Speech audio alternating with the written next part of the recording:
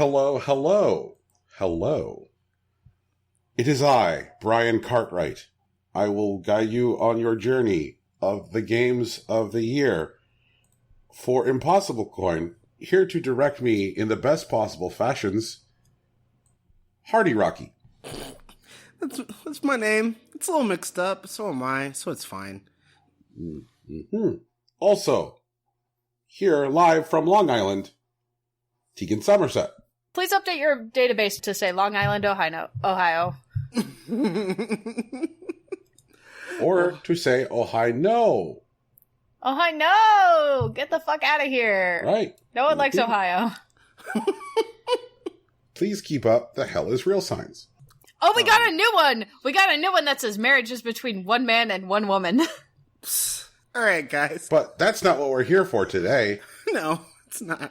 Here, we are to discuss video games from the year 2019, except when we don't discuss video games from the year 2019, which is the case for our first two categories, where we will discuss Old Game of the Year, which is a game which, despite not having come out in the year 2019, found resonance with members of the show this year, and Ongoing Game of the Year, which is a game that may or may not have been released during the course of the year, but its ongoing support from the developer made it part of our regular gaming life this year. Mm-hmm. We have other categories today where we will be discussing video games that came out this year, including Hideo Kojima Presents, biggest surprise, and Best Story. You guys ready to do this? Yeah, man, let's get it. Yeah, I'm ready. I'm ready to fight. Okay. We're not going to fight. We might end up fighting a bit. We might fight a little bit. Our first category is Old Game of the Year, and we have nominated in the category Hollow Knight, Darkest Dungeon, Hearthstone, Hitman 2, and Super Mario World. It's going to be a quick one. Yeah, that's true. It's going to be very quick. Who wants first slice? Isn't it Is it Rocky's turn? It is my turn. It is Rocky's turn for first slice. Yeah. So Guess this cake. I want to cut Hearthstone. Because, I mean, Brian plays it a lot. Definitely. Absolutely. But if I'm guessing right, Brian has 3 horses in this race, and, Brian low-key hates Hearthstone. So I kind of want to cut it here. He loves to hate Hearthstone, though. He loves to hate it. This is also true. As a professional scientist, Mm-hmm. I can support the cutting of Hearthstone. Okay. As long as it's scientific. You're a scientist? Yeah, he does science for money, Tegan. Oh, okay. Yeah. Now, who gives you that money and what the science was is none of your goddamn business. Oh, okay. I see. I understand. I'm picking up what you're putting down. Say no more, my friend. Can you cut me in? Brian, is there anything you want to say about Hearthstone before I do the ritualistic strike through? I think that where I will say my piece about Hearthstone will be in the category Ongoing Game of the Year. No, for sure. I'm going to highlight with my computer. No, you don't highlight with your computer. You highlight with your mouse. The mouse is a part of my computer, Tegan. No, it isn't. It's a separate entity. Oh my goodness. It's a peripheral device. It's a peripheral device that does not make it part of the device itself. It's a peripheral. I mean, I know how words work! Words have meaning, Rocky. Words have meaning! I mean, this is also true. Brian, do you want to cut something, man? Sure. The last cut. Darkest Dungeon? I really like Darkest Dungeon. I think it took a very simple RPG premise and injected new life into it with its its setting and its interface. But I know I can't convince you to cut Super Mario World, so I'm gonna cut my losses here. You can take Darkest Dungeon. Alrighty. So everyone, our old games of the year are Hollow Knight, Hitman 2, and Super Mario World. So all that remains is naming a winner. Mm-hmm. Can I take a stab at what the winner is? Can I stab the winner? That's what that means, right? Can I stab the winner? Well, I mean, words do have meaning. Tegan, which winner would you like to stab? I'd like to stab Hitman 2 as the winner. I'd like to throw my support behind Super Mario World. Ooh, okay, unexpected. Super Mario World had no ongoing support, obviously. It's just here now, yeah. It's just here. And the Super Mario World that I played a lot of in 2019 as a result of the launch of Super Nintendo games as part of online service for the Switch is the exact same Super Mario World I played at Christmas 1991. And it is still excellent. Still excellent. Still easily one of the top 10 video games of all time. And is like a peerless example of what you can do with a 2D platformer. It's fucking fantastic. And it holds up so well. Absolutely so well. In fact, one of the few times I've found myself taking little video clips on my Switch this year was while playing Super Mario World. It's a good game. Yes, both Hitman 2 and Super Mario World are games that were not originally released in 2019, but Super Mario World did not have any ongoing support this year. Hitman 2 did, so I feel like it is truer to the spirit of the category. Ah, okay. All right. Rocky? I hear you. I'm trying to formulate my response. I mean, I don't think you're wrong. I kind of feel this is a little unfair because Hollow Knight is a fucking fantastic video game that has been excellently supported by Team Cherry. I don't think it's fair for it to pit it against Super Mario World because it actually is one of the best video games of all time. I can accept that. I don't know about top 10, but like, it's really fucking good. I am willing to gracefully take this loss from Super Mario World. All right. That seems good.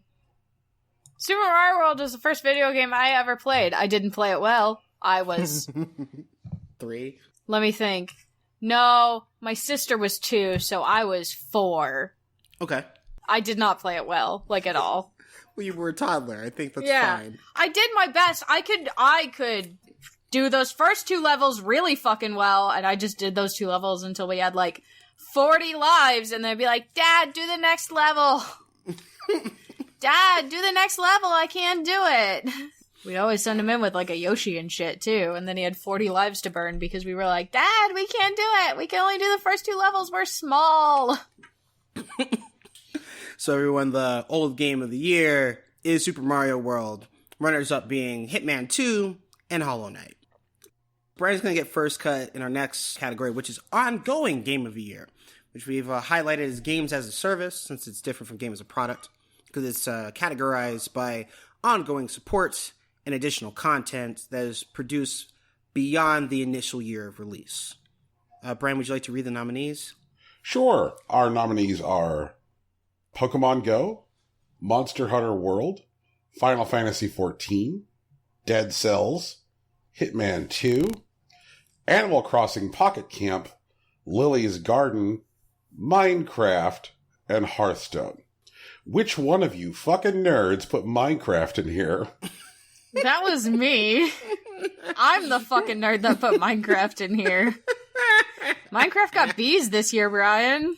They got bees? Bees! Bees! They put in the apples and now they've put in the bees! We can have our own apple bees! Hey, Brian, you want to open an Applebee's in Minecraft? Brian, you want to open an Applebee's in Minecraft? Oh, God. Well, I guess if I'm going to be getting this here first cut, I'm coming for Animal Crossing Pocket Camp. Aww, why? No. Fuck this trash game. It's great. It's still doing the things to get me through until Animal Crossing proper comes out. This game savages you for money based on the sad absence in your life. I don't have to be savage for money. I don't give it any money. It's really, really, really easy to get Leaf tickets now. You've never spent any money on this fucking game. Huh? You've never spent any money on this game. I spent like $5 on it before they made it really easy to get Leaf tickets. But now you get them for like completing daily tasks and like leveling up, and they give you maps that you can do, and you just use bells to get the Leaf tickets then, and you can get bells like it's fucking nobody's business. because they changed how much, like, the bugs and stuff are worth, and so you get tons of bells really easily. So there's that. And then they also, like, introduced new ways to get event animal maps. Before, if you didn't, like, complete the task during an event, you just didn't get to hang out with an animal sometimes for, like, the scenario friends and stuff. But now, Gulliver's ship, Gulliver's, like, the fucking seagull who, like, is really bad at sailing and, like, in the first game would wash up on your beach all the fucking time. Mm-hmm. What a dumbass. He has, like, a little ferry boat now, and he knows what he's doing, so he will take items from you. You can give him fish or bugs or fruit or, like, steel and, like, building materials, and he'll ship them away, and then he'll come back with a basket full of souvenirs, and you get to pick a souvenir, and sometimes you can pick animal maps, so you can still, like, hang out with all the characters and stuff. And the different events are fun, and, like, it's a neat way to introduce themed furniture, and they're not, like, particularly taxing on my time. Like, it's become a lot more sensitive to how much time it takes to do things in-game. You know what we call that? Growth. Games as a service. It respects my time a little bit more than it used to. Okay, so it sounds like you would like for it to not be cut at this point. Yes. Okay, then what the fuck is Lily's Garden? Lily's Garden is, I'm gonna sound like a fucking middle-aged woman. Let's go! Lily's Garden is like a match puzzle game. Imagine Candy Crush, but not Candy Crush, and with an actual plot line. That matters. So Lily is this, she's in her 30s, and she's recently broke up with her asshole boyfriend because he cheated on her. He was, like, rich and shit, and, like, he thought he was all that and a bag of chips, and he still thinks he's all that and a bag of chips. But, like, he cheated on her, and so she dumped him, and then she finds out her great aunt died, her, like, grandma aunt, and she's been left the estate under the condition that she is able to fix it up within 30 days. So she moves out she quits her job and moves out into the countryside to take care of this estate. And what you do is you do, like, the little match 3 game. When you meet whatever the stupid criteria are for it, to win it, you get a star. And then you use stars to participate in the story. You cannot purchase stars. You have to, like, do the story. But they're constantly giving away, like, free 30 minutes and free 2 hours. So, like, instead of just having, like, your little 4 hearts or whatever, you can have unlimited play for a set amount of time. And then you, like, get to pick stuff. So, like, the first thing you have to do is you have to, like, repair a gazebo. And so you get to design, like, pick from, like, 4 designs on how the gazebo looks. And you get to trim all the hedges and pick all the flowers that go in. And she's, like, hanging out and, like, meeting her neighbors and, like, starting over after a really shitty situation. And it's just wholesome. And honestly, if I had to cut Animal Crossing in order to save Lily's Garden, I fucking would. Because she's great, and I'm on day 11, and, like, I'm invested, and I want Lily to come out on top. There's so much going on. It turns out first, her fucking drunk cousin shows up and is like, no way, I get to be part of the estate. And then she's like, joke's on you. It turns out we did a DNA test, and you're not even related to us. So heck off with that. You don't get any of the estate. And then you gotta kick him out of the house. And what he does is he steals your ex-boyfriend's car, because your ex-boyfriend is trying to get you back. He steals your ex-boyfriend's car and, like, drives it into a tree. It's a good time. And then, then you find out, like, a couple days later, it turns out, like, something has been fucking around with the, like, funds in the estate, and there's no money, and apparently you're super behind on your property taxes, and, like, how the fuck are you gonna afford to finish fixing the estate and pay all the property taxes? Who knows? But, like, your neighbor's cool, and he's got a kid, and he's, like, in divorce court with his wife, trying to, like, get joint custody of the kid, and, like, you meet this really awesome builder named Regina who, like, helps you out, and she's like, girl, I got you. It's fine. We'll figure it out. Don't worry about it. And she's, like, sassy and fun, and, like, it's good. It's just good. And then right before, in December, there was a Christmas event where you went to a cabin that you used to go to all the time when you were little that, like, your family rents or whatever, and you got to, like, decorate it for Christmas and stuff. And if you finished all the events before the end of, like, December, you had from, like, December 1st to December 30th to finish them, and they weren't that hard. And if you finished them all, you get to just keep the cabin, and you can just hang out at the cabin and change the decorations for the cabin whenever you fucking want. It's fun. I don't know. I like it. Stupid. Mindless. It's good. Good pieces. Match 3, base building, drama. Yep. It's not a bad recipe. Like, and good characters. Like, Lily's good. Lily's working hard. Lily's literally doing her best. Like, she's trying to like, start over. And, like, it doesn't feel like, when you're older, it doesn't always feel like you can start over just, like, on a whim, and she's just doing it and making it work. And it's good, and I want her to win. I want her to have the house, and I want it to be nice. And I want her to have new friends who are, like, reasonable adults and not asshole rich dudes. I mean, would you be willing to cut Minecraft to save Lily's garden? I'd be willing to cut Animal Crossing to save Lily's garden. I like Animal Crossing arguably more than Minecraft, but I feel like Minecraft has to stay because it's been a whole decade in the making, and, like, it is fucking back and taking over Fortnite. So I think that's also important. How much Minecraft did you play this year, Tegan? In December, I played 80 hours. So I was supposed to be playing other games for Game of the Year, and I was just like, I'm gonna download the Minecraft Bee update, and then I just played a lot of Minecraft. I'm sorry, the bees are cute. It's not my fault. No, that sounds like something that happens with Minecraft, though. I took a little mountain, and I did that thing where I just hollowed out the mountain and made it flat, but I kept, like, the shape of the dirt, and then I, like, built inside the shape of the dirt, so I made my own little hobbit hole without having to, like, make a structure and then cover it in dirt. Okay. So let me ask a question. We float an idea. Yeah. How do we feel about cutting Pokemon Go? I don't like the idea of cutting Pokemon Go. Okay. Do you think that the support that it got in 2019 is noteworthy in any kind of way? I think it's both meaningful and substantial. Okay. If I remember correctly, I think we expanded into 2 new Pokemon gens over the course of 2019. We did. They added 2 major events with both, like, the Shadow Pokemon and Team Rocket.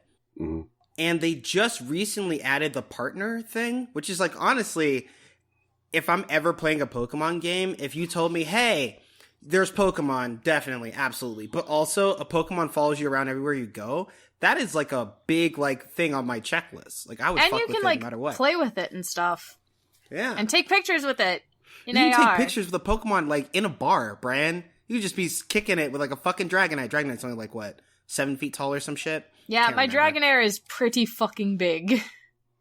A lot of times they'll be like, I want to put you down, and it's like, there's not enough room for your Dragonair. And I'm like, fuck. You're right. It's like 6 foot long snake. You can nurse a beer while talking to your Vulpix, man. I mean, that's insane, definitely. And totally not a thing that I've done before, but that's a thing you can do in 2019. That's all I'm saying. Man. Somehow I believe that's a thing you've done before. Then I feel like, I mean, it sounds to me like there's some passion around Pokemon Go. There's a lot of passion around Lily's Garden. It kind of sounds like Animal Crossing Pocket Camp is here just because it's the fucking methadone for the real thing. Oh my god. Well, why don't you cut Dead Cells instead, Brian? Because I'm here to defend the ongoing support of Dead Cells. Dead Cells has probably one of the most radical and cool features for games that existed within early access as their original launch point, which is that with Dead Cells now, you can launch the game and then select to play any build of the game. Right. You have the ability to roll back. Yeah. Yeah. So you're like, I want to play 3 versions ago, or I want to play the launch version, or I want to play, the final build. And that's a really, really hard thing to do from a development standpoint, to allow the player to just select any different version of the goddamn game. Oh, okay. Yeah, so I feel like that piece of ongoing support was like something which I think is probably in the future for games that have a history in early access, and they kind of figured out that people would want it and figured out a way to implement it. So like they did something kind of important for, ongoing support for games. Okay. So, yeah. Well, I guess in that case, I would be willing to cut Animal Crossing, even though it is respecting my time. And letting me play Animal Crossing so that I don't have to wait to play Animal Crossing. Because once I'm playing Animal Crossing, oh man, it's over for you bitches. Oh man, were we like 67 days out? Yep. Yep! I'm ready. So fucking ready. Tegan, it's your cut. Okay, Can we cut Hearthstone? Did it do anything, like, particularly radical, or just piss you off a bunch? And take your money? I mean, I know it did do both of those things, but, Yeah, your question is, did it do anything else other than those things? Yeah, other than those things. Well, I guess my question isn't, did it do anything else? It's, what else did it do? Okay, so... Hearthstone's year was really marked by 2 new keywords for cards. Mm-hmm. And the way that they interact with like existing keywords and existing card types was interesting. Keyword 1 was reborn. And so cards that have the keyword reborn, when the minion dies, they come back to life. With 1 health. But it's not a death rattle, which means that you could conceivably have a minion which both is reborn and has a death rattle. Oh god, wait. Which means that there's something that a minion does when it dies. For example, like there is a 6 mana card with 3 attack, 4 health, which is normally terrible stat line for a 6 mana minion, but it is a reborn minion, and it has a death rattle that says, restore 3 health to your hero when this dies. And it has taunt, which means that they have your to opponent... attack it. Yeah, which means that your opponent has to bang through the thing twice, because it kills it, and now it's back in its way again, and it ends up restoring 6 health to you. That's fucking mean. That's shitty. I hate that. I would be pissed. I think that's an interesting dimension to play against. And there's ways to, like, certain classes have spells to give minions reborn. What? You could just give a minion reborn? What? I'm sorry, what? And, the priest has a card, and I'm totally blanking on what the actual name of the card is, because I always just think it's Psycho Pimp, and I know it's not Psycho Pimp. I fucking hope it's not, because god, that sounds disgusting. But the whole point of this card is that it's Psycho Pomp. That's why I keep on calling it Psycho Pimp. Oh my god. Okay, so Psycho Pomp is a priest minion who has a battle cry that says, summon a minion of yours that died during this game, give it reborn. So, it's not just looking for reborn minions of yours that died, it's looking for all minions of yours that died. And give it reborn. Oh, and give it reborn. Wait. Which means that if you're very choosy about what you play before Psychopomp, you can cause some real problems for people. Yeah. Yeah, you fucking can. That's bullshit. So I'm there is mad a card about that, and I don't even play this game. I don't go here, and I'm mad. So there is a card called Albatross, oh, Jesus. and when Albatross dies, it shuffles 2 1 attack, 1 health, 1 mana Albatrosses into your opponent's deck. Sure. So when your opponent draws a card, there's going to be a turn where instead of getting a card they need from their deck, they instead draw an albatross. And you could have them draw that card. You could draw that card. They kill it. Then you draw Psychopimp. Then you resummon the albatross. They have to kill it. They get 2 more albatrosses. And then the albatross comes back, and they have to kill it again, and then they get more albatrosses. That's mean! That's so fucking mean! So what you do is you wait for Psychopomp to pull an albatross, at which point you then play Grave Rune onto the albatross. And what Grave Rune does, it says, when this minion dies, summon 2 copies of this minion. Oh, fuck that. Oh my god. And then they have, 8 albatrosses in their fucking deck? Now it summons 2 albatrosses that have reborn. Oh, fuck. God damn it.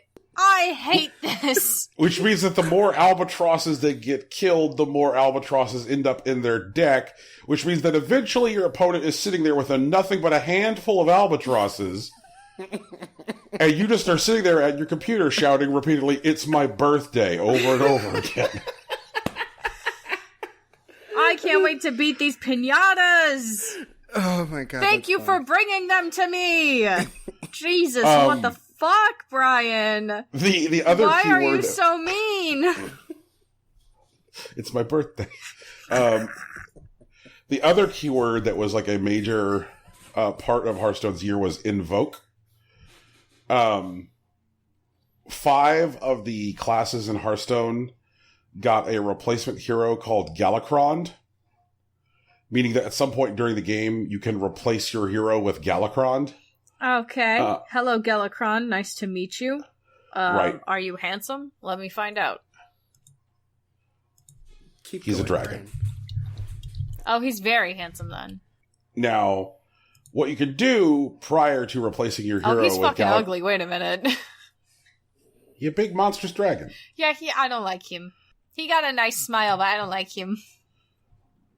Prior to replacing your hero with Galakron, there are cards that can be played that invoke Galakron, which will then make the effect of putting Galakron into play even stronger. The act of invoking, depending on how the invoking is worded, can be a battle cry. So this led to lots of games where Brian for lulz was playing Invoke Battlecry Shaman, because Shaman has an ongoing quest, which the hero power is do any battle cry twice. Oh my god! Oh no! Oh yeah, yeah. Brian, I hate this. I don't play this game. I don't go here, and I don't like it. So I guess I'm just saying is that like they finally came with some interesting keywords, which it's been a while since they've done. The other major breakthrough for Hearthstone is that they had been for quite a while adrift in how they handle their balance mechanics since some of their key people left. And they finally figured out how to do card nerfs again in a way that doesn't completely like destroy the viability of whole classes. Gotcha. They actually just released like some card nerfs, I guess, on Thursday, and they are completely reasonable. And one of the things that had been the complaint of the Hearthstone community is that they were so precious about their new cards whenever they would develop expansion cards, that the way that they would react to the need for nerfs is like going and destroying the value of like basic set cards, which are supposed to be viable always because they never leave regular play. Right. And instead, they're no longer being precious about new cards. Like they'll nerf new expansion cards if needed. And again, they're not like doing the nerfs, which are like wild, overreacting.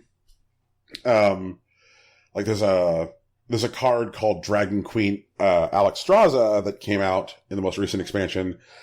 And Dragon Queen Alexstrasza had this battle cry, which was, if your deck contains no duplicates, add 2 dragons to your hand that cost 0.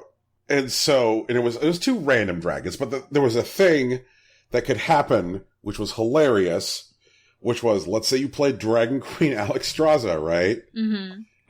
Who herself is a dragon. So if you play Dragon Queen Alexstrasza, who's going to add two random dragons to your hand, which costs 0, you could conceivably get Dragon Queen Alexstrasza off of Dragon Queen Alexstrasza. Oh my god, are you kidding? So we go in infinite, baby. We go in more dragons. What if more dragons? And so it was like a very small, subtle, like, nerf. It's just that Dragon Queen Alexstrasza can no longer generate Dragon Queen Alexstrasza. Because if that happened, it was always like this huge lulls moment. I mean, it usually didn't result in like full-on infinite, but somebody would get it like 2 or 3 times, which meant that they now had like a bunch of free 8/8s on the board and a handful of dragons that cost them nothing. Which sucks. But they're like, oh, okay, we should fix that as opposed to like nerfing some old card. So like better nerfs, better balancing, letting the Tavern Brawl run for the whole week and then just changing it on Wednesdays. That's done stuff to like revitalize the player base.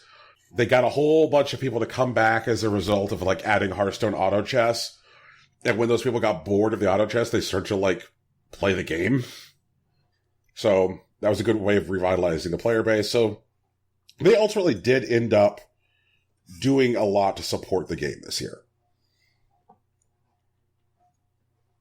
That all said, it does still piss you off. No. Like, Hearthstone and I are in a better place than we've been in a long time. Oh, okay. That's a big deal. Friendship with Hearthstone remade. Restored. Yeah. But I think I'd be willing to let it go at this point. So, there we go. I said I wanted to say my piece about it. I've now said my piece about it. We can now push it out into the river on a pyre made of sticks, and I will fire an arrow. I hope your accuracy is high enough. Me too. So who's cutting? It's me.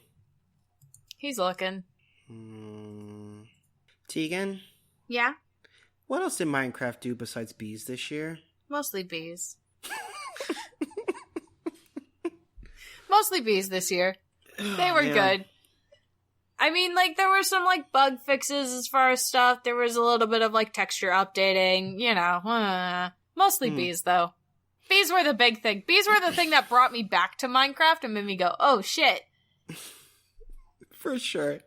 But, like, I'm cool with it at this point. Okay. But it did also overtake Fortnite again this year, so. Shout out to them.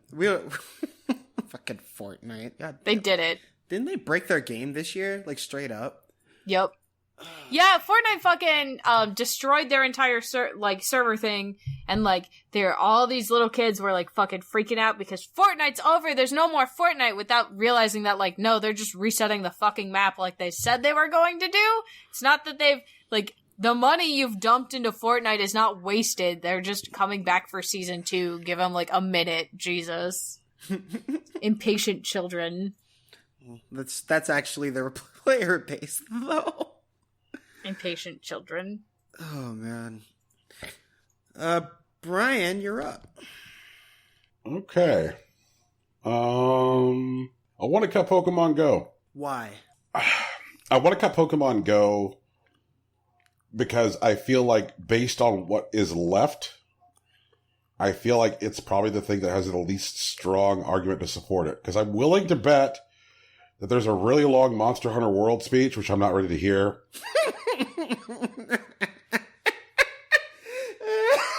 Sure, go ahead. Just keep talking. And I'm willing to bet that there's a really long Final Fantasy XIV speech, too. And Tegan made a very passionate and animated argument for Lily's Garden. We've already been through, like, what Dead Cells did this year. And I can assure you that whenever it's time, there is a very long Hitman 2 speech. So it feels like, of what's left, there's, like, I look at, like, some of the things that some of these other games have done this year, and there's things that they have done which have, like, actively excited and invigorated the player base. And at this point, it's probably a matter of degrees. So I I think that Pokemon Go is probably like just the least exciting support of what's left. I know what the Final Fantasy XIV rant is going to be, and it's going to go with, they came out with a whole new fucking expansion called Shadowbringers, and holy shit, it was great. All new dungeons, all new storyline, all new costumes. Actually, expanded the time verse because everything takes place in a fucking time bubble, but actually it also moves forward by a year. I do want to like highlight a lot of things that Shadowbringers did like in its expansion alone. Since this is like ongoing, I specifically want to talk about the things that happen post Shadowbringers release, like everything 5.05 and onward. Ooh, so, okay. Yeah, and I'm willing to defend it on those grounds, but I do really like what Pokemon Go did this year, but I don't actually see a more equitable cut, so I want to talk about it a little bit more. Okay. So, Pokemon Go initially was a lazy phone tap game that was wrapped in a nostalgia trap. Like, that's what it was. You could... For money. For money. You could run around your neighborhoods or anywhere else that you could feasibly walk around, and you can catch Pokemon like Gen 1 like it's 1995 again or whatever. And on your phone, all you had to be able to do was swipe and occasionally spin or draw a circle on your screen. And since then, they have added like PvP battling. That's honestly not the best battling that Pokemon's ever done, but it's pretty satisfying for like a mobile to mobile interaction. Like you for sit a tap down, game. Yeah, for a tap game. Yeah, and like that's the asterisk that sticks on most of this.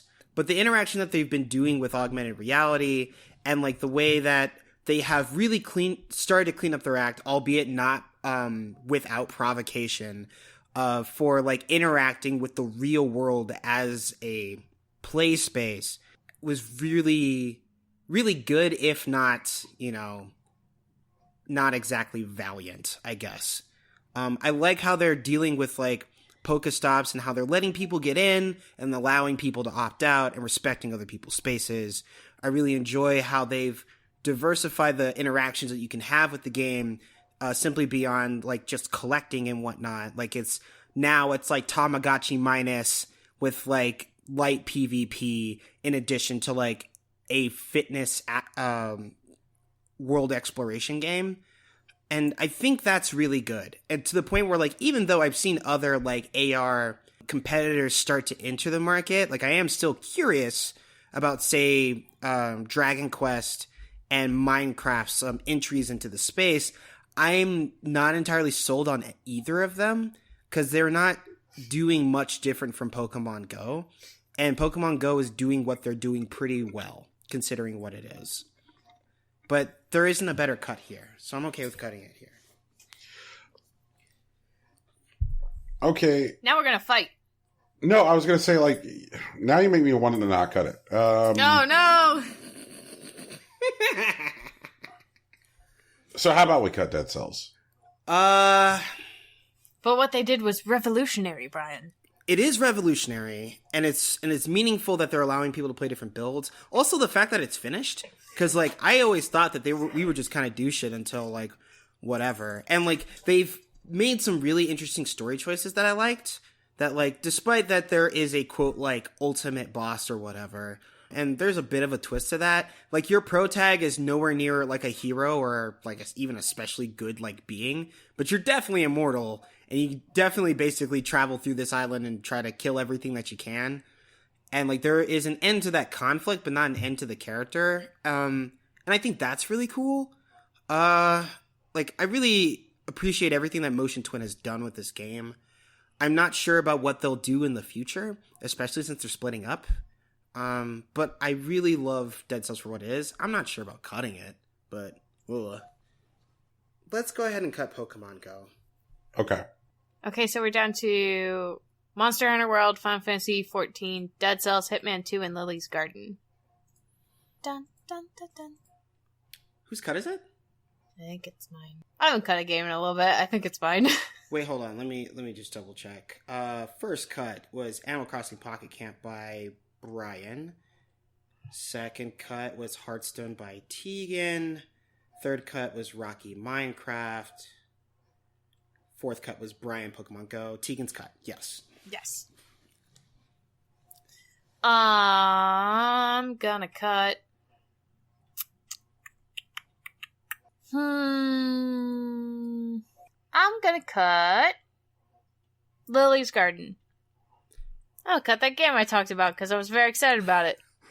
Tegan, are you cutting this because you are being conflict avoidant? No, I'm cutting this because I don't think... Because I jumped into the game late, I don't know how much it's going to expand itself in the next year. So I think it's a good spot to cut it. Okay, but we are still talking about this past year's support. I know we're still talking about, like, this past year's support, but also, like, I picked up Lily's Garden, like, at the end of November into December. So, like, I saw one event, like, one set of ongoing support, but, like, also I'm very invested in this story as a whole. So, like, it's not, like, old Game of the Year, but it's also not necessarily ongoing Game of the Year. Does that make sense? Okay. I gotta see what it does in the next year to see if I need to bring it back into this category again. Fair enough. Make sense?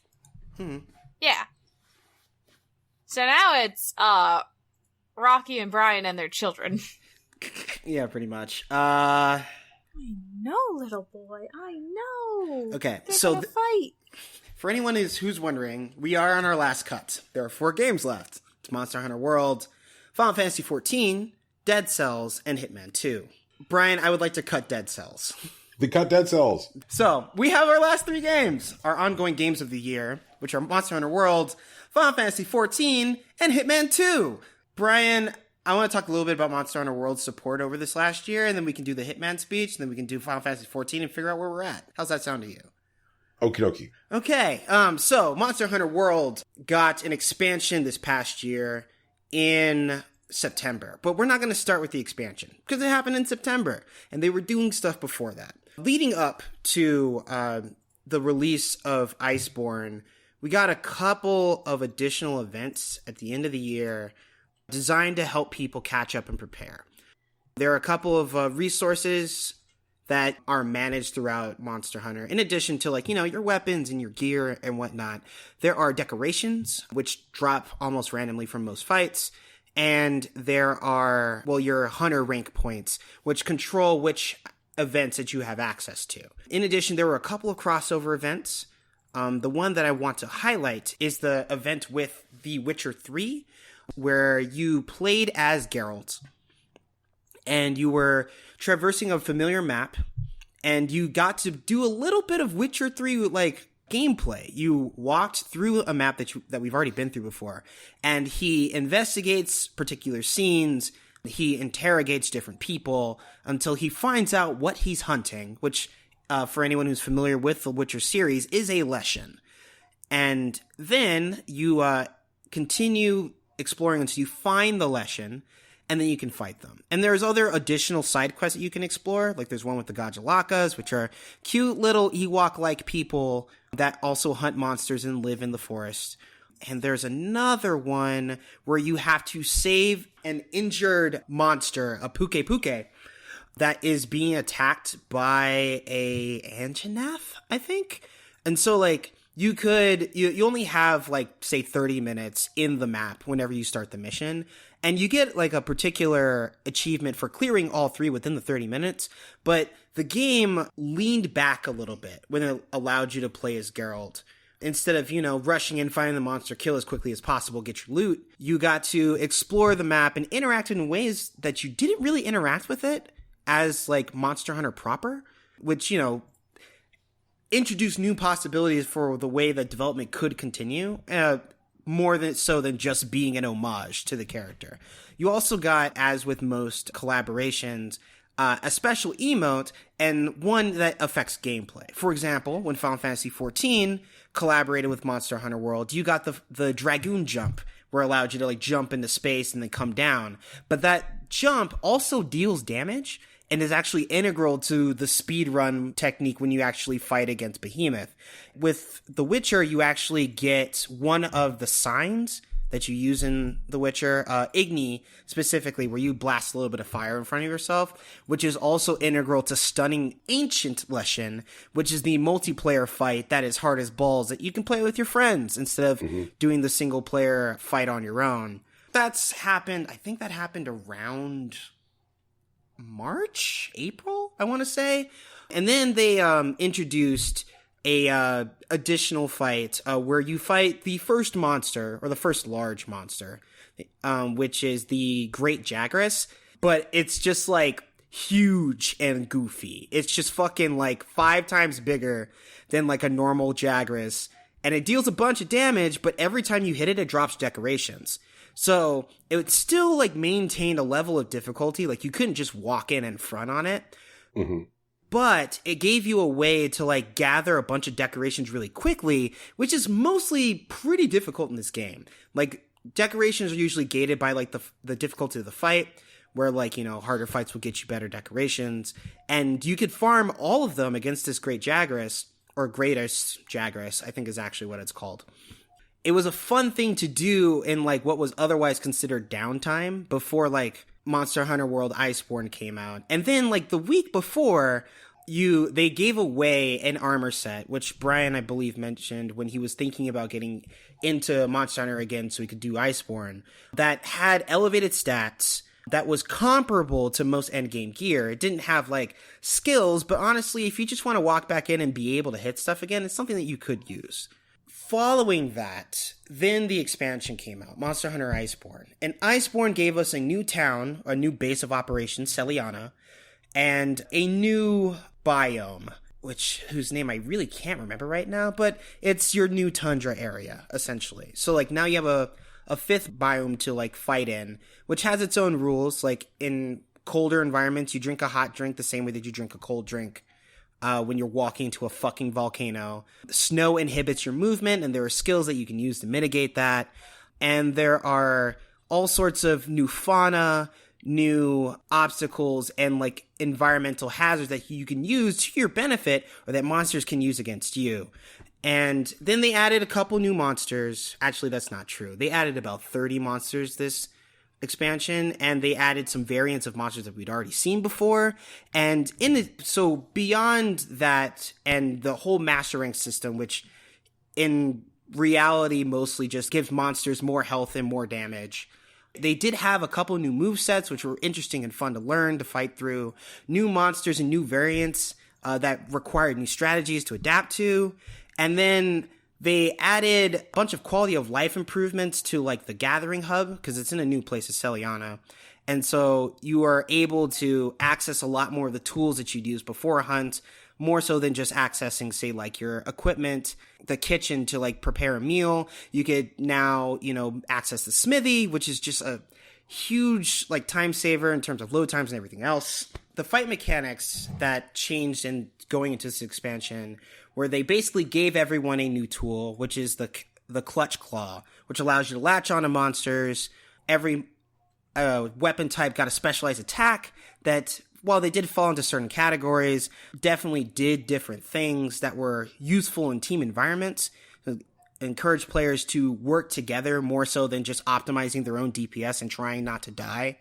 A couple of different skills were changed in ways that were more friendly to cooperative play. And while I really do like Worlds, and it's probably like my 3rd favorite Monster Hunter game ever, it's definitely the most successful, and it's probably the most accessible and communicative that the series has ever been. And I don't know, I really am happy with the support that it's had over this year.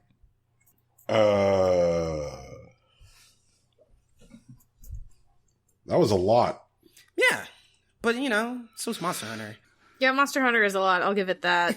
Yeah. So, talk about the Final Fantasy. I mean, I can. If you want the last spot, that's cool. I'll talk about Final Fantasy. No, I mean, okay. Do you want me to talk about Hitman 2? I barely care. Like, it really doesn't matter. Wow. Rude. Wow. Well, I mean, like, the order doesn't matter. If that's still, you know what? It's fine. It's rude. Oh, I'm sorry. sure. That's what you meant. Sure. That's what I meant. Sure. Okay. I got fine. it. So I'll talk about Final Fantasy XIV. For the sake of this conversation, which is about ongoing game of the year, I want to talk a bit about the support of Final Fantasy XIV pre-Shadowbringers and post-Shadowbringers. Is that okay? Or should I just talk? Okay.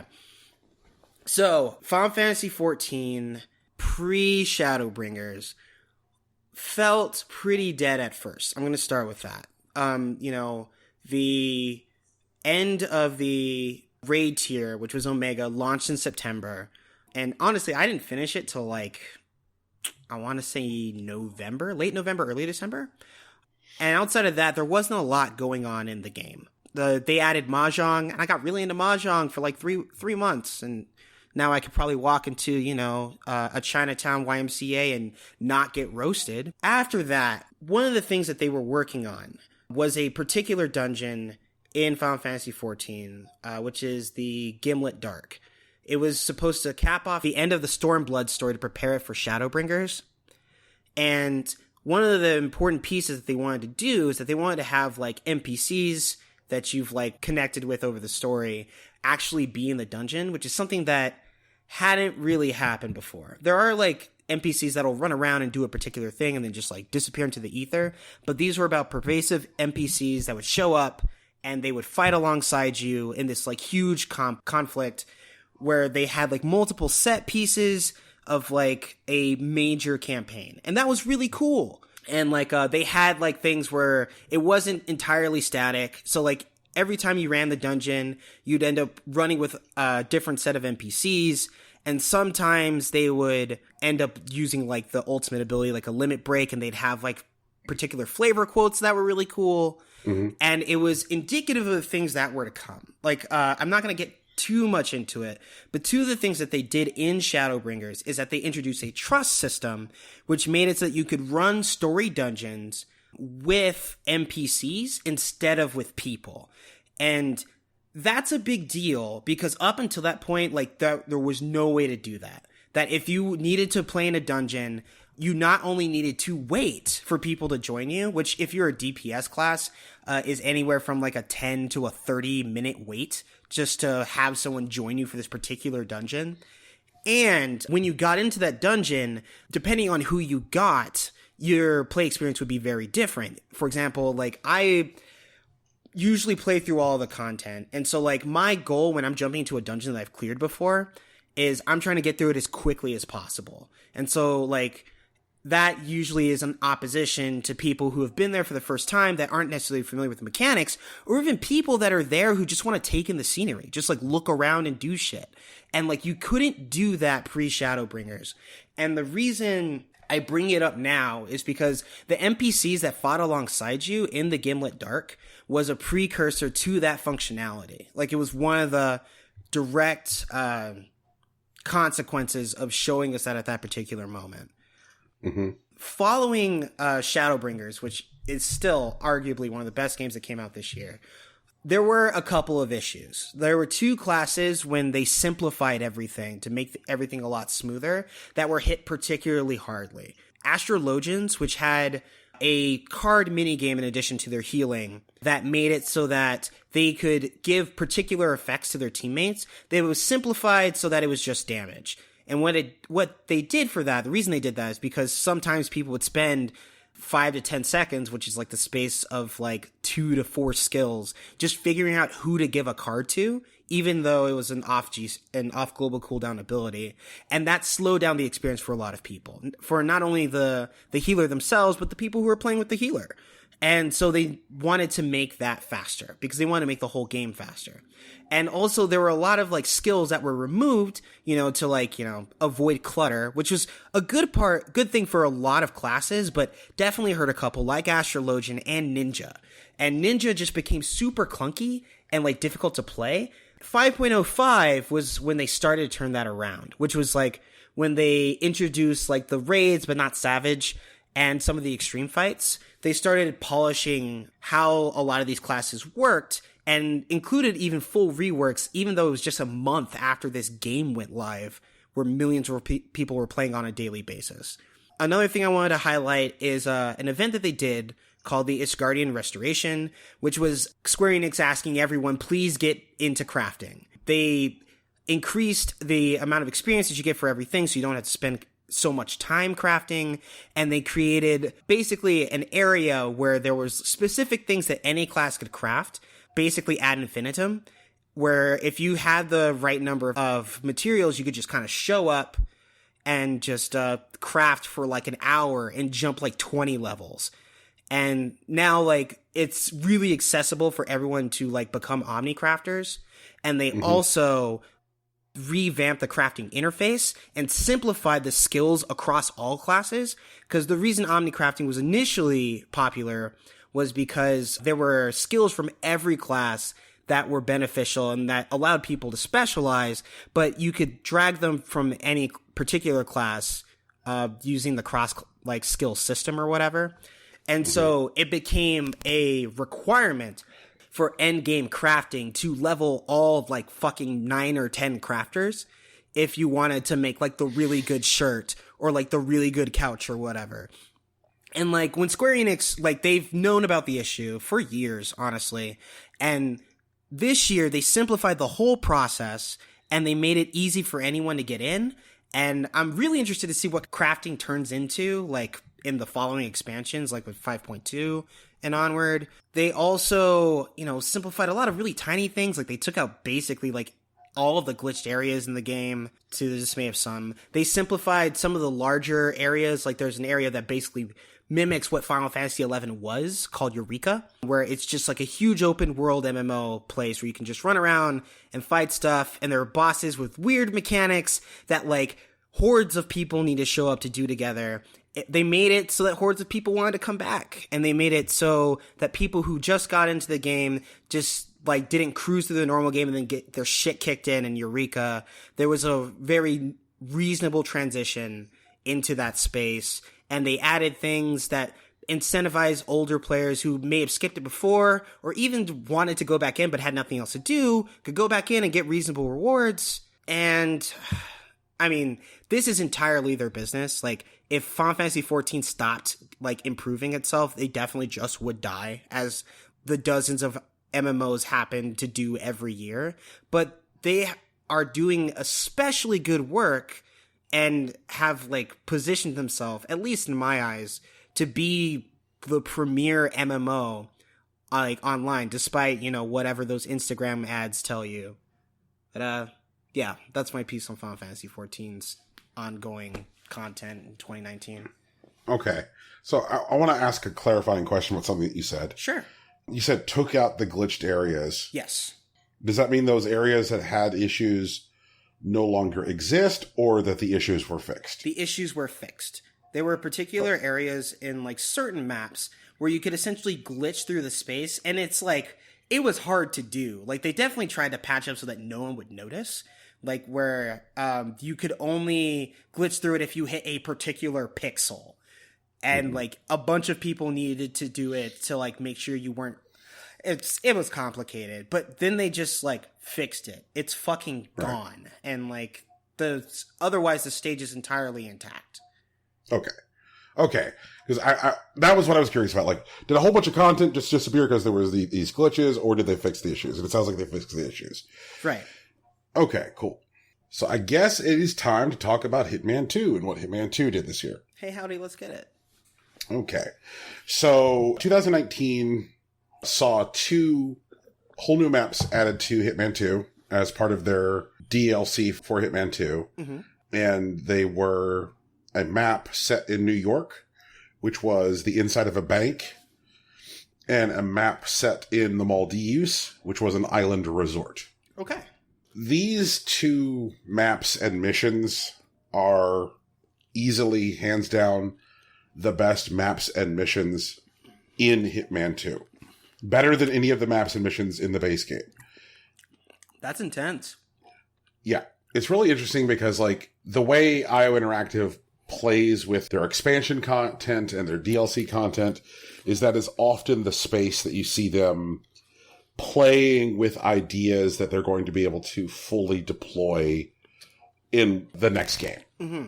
And the fact that they have, recently staffed up and are now like 2 full teams so that way one team can be dedicated to Hitman and another team can be dedicated to another project, means that the folks who are on Hitman now are able to be fully dedicated to Hitman because they don't have to spend any amount of time working on something else. Really, really shows here because some of the ideas that were introduced in these levels are absolutely fantastic and give you a whole bunch of fun new murder tools. So in the bank level, Hitman levels are really best when they are like Swiss cheese, when there's places where you could like pass in and out of areas and then you find like overlapping holes that lead to other areas and just like discovering these paths that can get you where you need to be as discreetly as possible. The bank introduced not just the idea of you're needing to pass yourself from one area to another as discreetly as possible. They also introduced the quandary of like needing to pass large physical objects from one area to another as discreetly as possible. In the bank level, you have 2 things you need to do. One is an assassination, as you might expect. The other is stealing a server rack, which is like a large thing about the size of a briefcase. But if anybody sees you like walking out with like this rack from the server, then it's going to be, a bad scene. Like holding the server rack, like unconcealed, immediately turns you into a suspicious person. So Hitman 2 says, all right, how are you going to move this thing around the space? Like, how are you going to like get this thing out of here without creating trouble for yourself? And so like there are tools that the game introduces, like being able to move objects through ventilation systems. Like if I put this here, it's going to come out here, so that way I'm not carrying it. Or using ventilation systems to like deploy knockout gas, so that way like later on you're able to walk through an area because everybody has passed out who would be in that area. One of the most rewarding tasks that the bank level has to offer is scouring the level for a briefcase to put this thing into. Because that way you're like, if I had a briefcase, that would be the solution to all my problems. And so like you wander around this space. Where the fuck do you find a nice briefcase in a bank? I know, right? And so like you wander this bank, you wander the Milton Fitzpatrick investment bank. And as you wander the Milton Fitzpatrick, Hitman does one of the things it does really, really well, which is organic environmental storytelling. You could tell things are not right in this bank and that things are turning ugly. And all throughout like Hitman 1 and Hitman 2, there has been this like repeated theme and this repeated thematic point shared by IO Interactive, which is that capitalism is bad and that the people who hold power and control money are shitbags. And it really feels like in a level which is a literal fucking bank, they finally have the springboard to like share this perspective like most loudly. There are things that 47 can do in this level which feel like such a reflection of this perspective. Like you as 47 can find a way to crash the stock market. Oh, hell yeah. Yes, and it's totally a thing I fucking did. And like wandering through the bullpen as like shitty like stock traders are like buying and selling stocks and like, paying no attention to the fact like, oh, well, this is like an investment fund for like some group's retirement, whatever. What if it loses money? There is a section in the level where like you can take a personality quiz for placement as a new hire. The more ruthless you are in your personality quiz, the more access you'll get as a potential employee, which is definitely meant to be an indictment of like financial services. Like if you're like, yay, like, I'm nice, then like, well, maybe you can be a teller. And you get like access to like the front teller area. And that's it. And beyond that, like, this particular level is replete with like references to Io's previous work, to film. In the bathroom, there is a pair of bank robbers who are trying to psych themselves up to rob the bank. And they are doing dialogue, which is a reference to Pumpkin and Honey Bunny's conversation before trying to rob the coffee shop in Pulp Fiction. And there's ways to, like, through, like, deploying secrets, change the entire level into black and white and give it, like, a noodling noir piano theme. Ooh.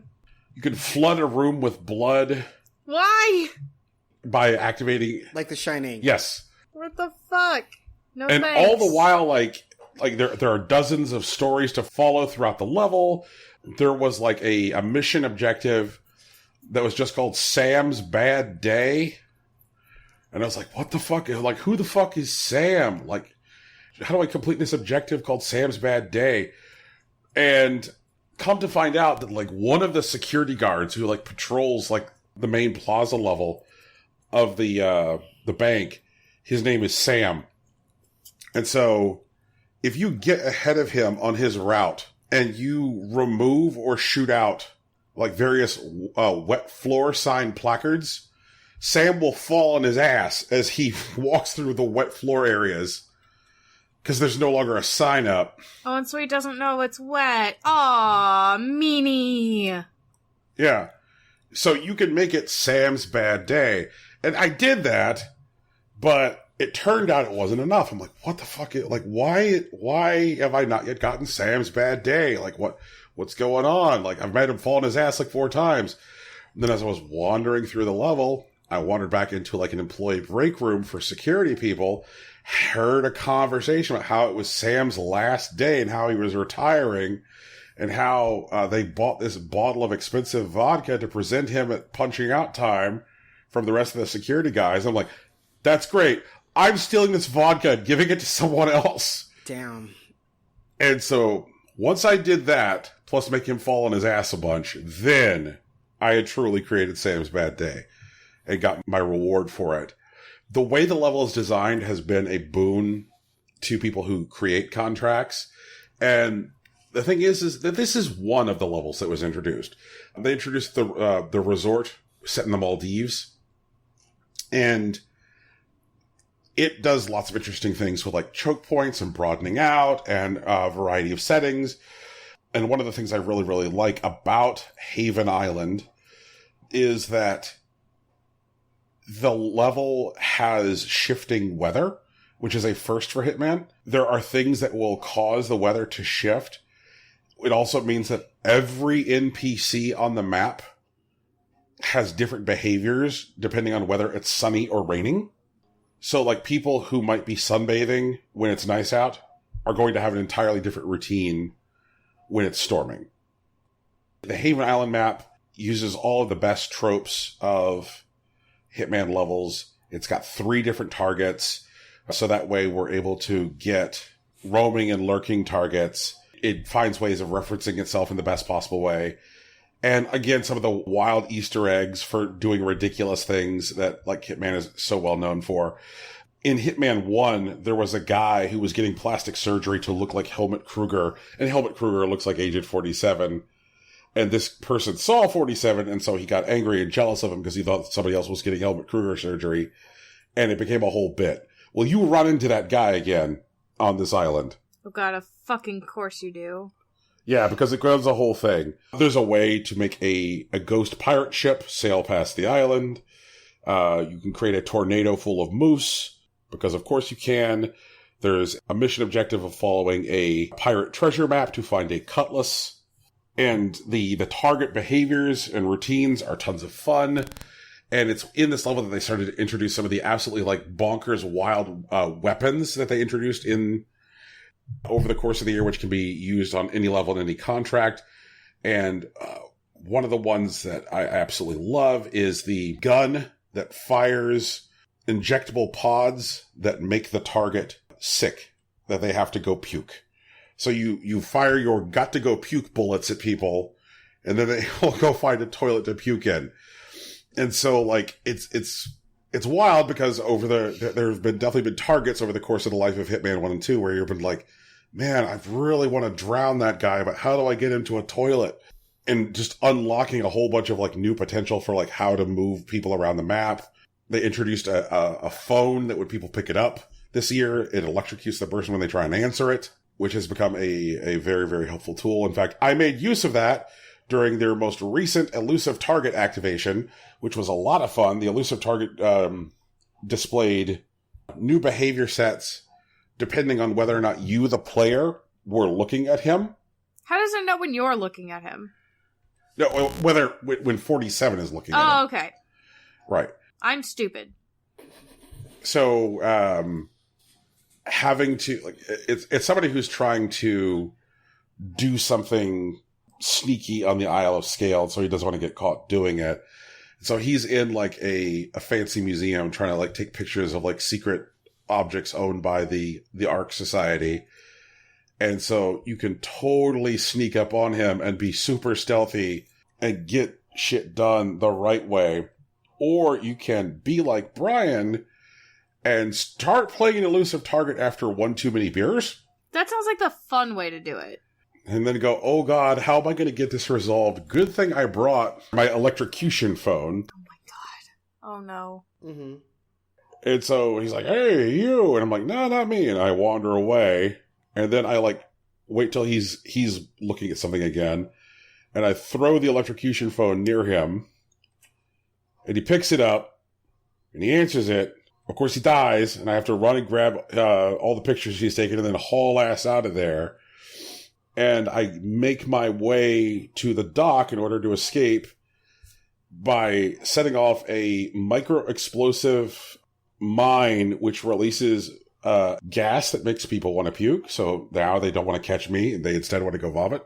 And so, like, lots of silly new toys, lots of interesting escalations. At Halloween, they released an escalation where you were able to get a cool suit with, like, a jack-o'-lantern head to use on other missions. They released a Christmas-themed mission set on the Paris map where you were trying to kill the burglars from Home Alone. They were wandering around turning on sinks because they're the wet bandits. Oh my God. Yeah. Oh yeah. Dumb. Good, but dumb. Yep. So that way you could earn the Santa suit and be Santa 47.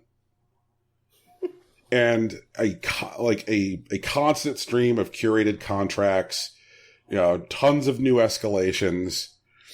And, and on top of, like, tons of new escalations and tons of contracts and new weapons, they released the best 2 levels in Hitman 2. Like, an absolute mountain of content. And that's all while pivoting most of the Hitman team to Hitman 3. So, absolutely floored. So, I just want to clarify.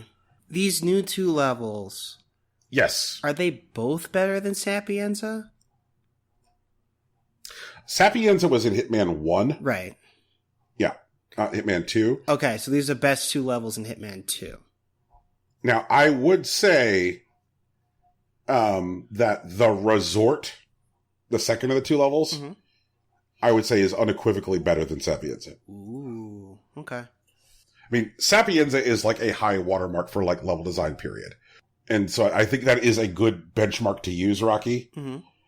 I would say the bank is as good as Sapienza and the resort is better. Okay. That's high praise. It is high praise. That's a lot of praise. Oh, God. What are we going to do here?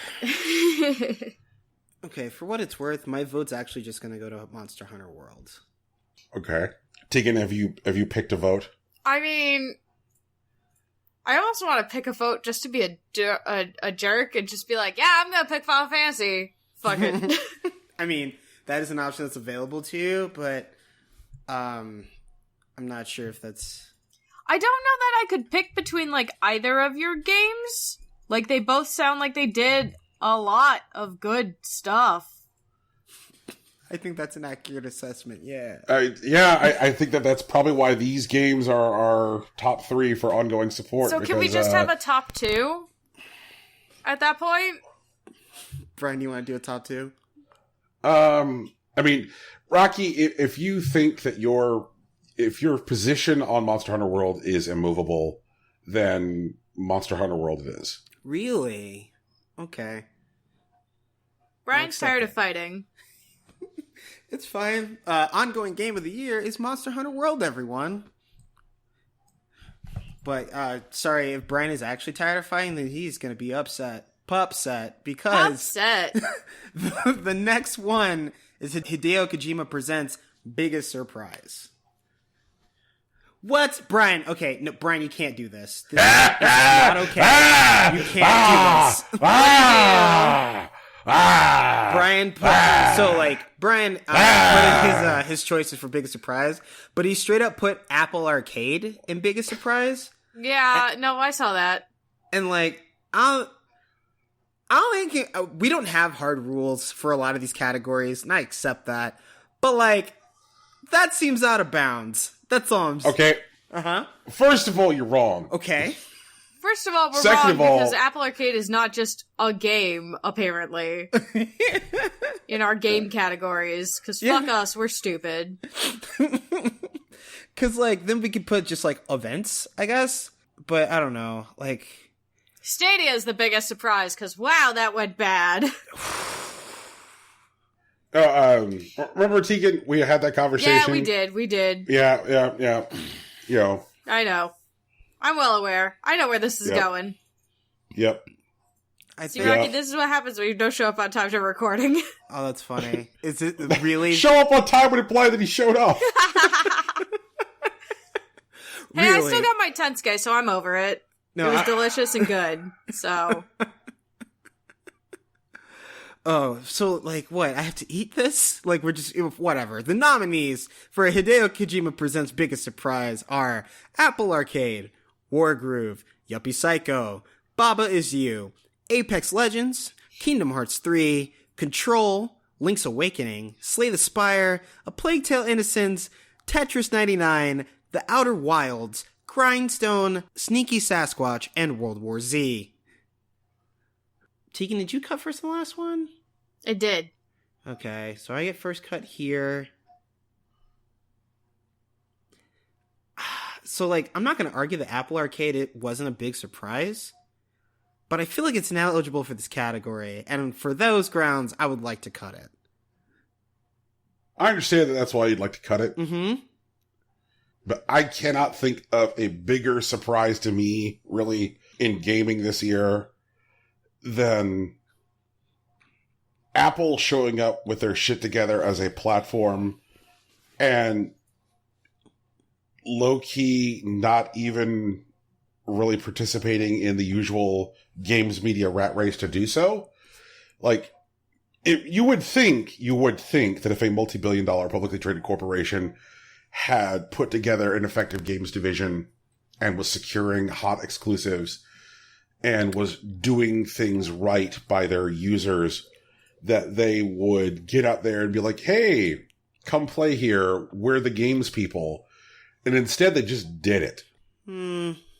It was the absolute inverse of the Stadia experience where Google went all in on romancing the games media and showed up to the games events and then put together an experience that was the opposite. That was not a game. Not a game or an experience. It was just, give us your money. Haha. Haha, you gave us your money.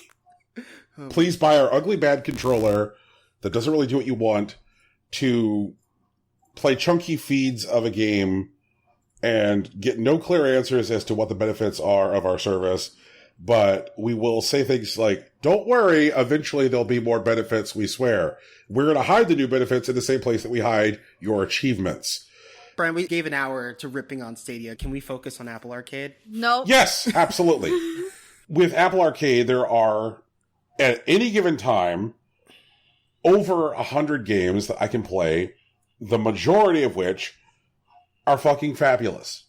Like, the level of curation that has gone in there is pretty serious. Like the games that they're picking are fantastic, and what they're prioritizing as far as like games that should be included are pretty diverse. We've got Souls-likes, we've got rhythm games, we've got action RPGs, we've got turn-based RPGs. Like hell, like you guys like that there Octopath Traveler and that there Bravely Default. Well, great. You know, here comes, you know, work from those teams, you know, exclusive to Apple Arcade. There's a huge amount of variety and all that, and it's $5 a month. It'll support your PS4 controller. It'll support your Xbox controller. Your save is moving from, like, device to device. It is the shit we have been promised, like, you know, in general by this industry. And I just don't see anybody else executing at that level right now. Like, I mean, I guess, like, Microsoft, okay, all right. So, like, with Xbox Game Pass, Microsoft is there as well, but Microsoft is in no way a surprise at this point, you know, with Spencer's leadership, and they should fucking know what they're doing also. Exactly. Like, they've been pushing in that direction. I think that Nintendo will be dragged kicking and screaming in that direction. We kind of get a glimpse of that in their future by the way they're handling NES and SNES games right now, where they're like, okay, like, you just get access to the NES and SNES games that we curate for being signed up for an online service. But it'll be a while till they get to that level of, like, you know, customer-centric curation and, like, handing out stuff that you can just play whenever. But Apple, nobody saw it coming. Absolutely nobody saw it coming. Like, it is the very definition of being blindsided by choices made. And, like, I am fully aware that Apple Arcade is not a game, but this was another opportunity for me to talk about Apple Arcade, talk about, like, the good it had been doing. Because I honestly expect that it'll continue to be a talking point throughout 2020. So what are you going to offer instead?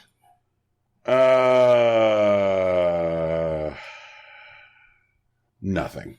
Let's go ahead and cut it. Like, I mean, now let me say my piece about saying my piece. Uh-huh. Is that, you know, oh, Tegan, did that just get an oh it's just god? Funny. Yeah, it did, but it was funny. It was a funny oh god, not a like, Jesus, here goes Brian again. Is the most important part of this process is ultimately not who wins in each category. The most important part of this process is articulating the things that in gaming in the year were important to us. Mm-hmm. And I know that Rocky has feelings about something that is not a game winning this category, meaning that the important part was that Apple Arcade be in this category so that way I could say things about it, which I did. Mm-hmm. Which means that, like, I can get what I needed. And now I can cut it? Yes. Okay. Got it. At least we're all on the same page. I'm gonna do the ritualistic slaughter. Goodbye, Apple Arcade. And, Brian, it's your cut. I'd like to cut Kingdom Hearts 3. Rude. No. Absolutely not. That thing came out. No. It showed up. Are you shitting me? That's exactly the reaction I wanted from Rocky, honestly. It came out. It showed up. Real. It was you can here. Buy it. They said it was going to be here, and it fucking was. Wow. They could have lied, Brian. They could have lied again, Brian. I mean, people could have brought their boxes home from GameStop open and it was just sawdust inside. It'd just be Kingdom Hearts 2 Final Chapter Prologue Remix the third, and it's just more fucking Kingdom Hearts Redux. Oh, God. That could have happened. That probably almost happened at least one point. It came out. That is surprise enough. Holy shit. Okay, how about this? Karki's just like, okay. Can we cut Apex Legends? Was anyone surprised by Apex Legends? Wait, we were all surprised. shocked. We were all like, what the fuck? This is fun. Yeah, no, we can actually cut Kingdom Hearts 3. I'm okay with that. I just wanted to say that it came out and that was enough. Okay, alright. That was its own huge ass surprise. Holy shit. Oh god, I am so mixed up today. Jesus Christ. I'm so glad you're mixed up because that wouldn't have gone off otherwise and I would have been sad. Tegan, it's your cut now. Yep. I I want to cut. Tetris 99. What? Are you kidding me? No, I'm not kidding you. It is still Tetris. It is still fundamentally Tetris. It is not Tetris Effect. And I'm sorry, but coming on the tails of Tetris Effect is... Three it was things. Tetris. Yeah. Like, honestly, I legitimately hold Tetris 99 above Tetris Effect. What? 2, like, even if, like, that's my personal opinion, like, objectively, they deserve to be in the same conversation.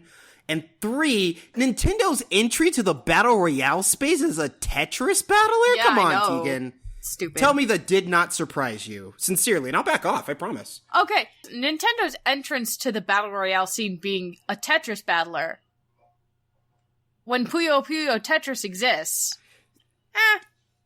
The fact that there were actually like 100 players, that's a little more, But also, it is Nintendo.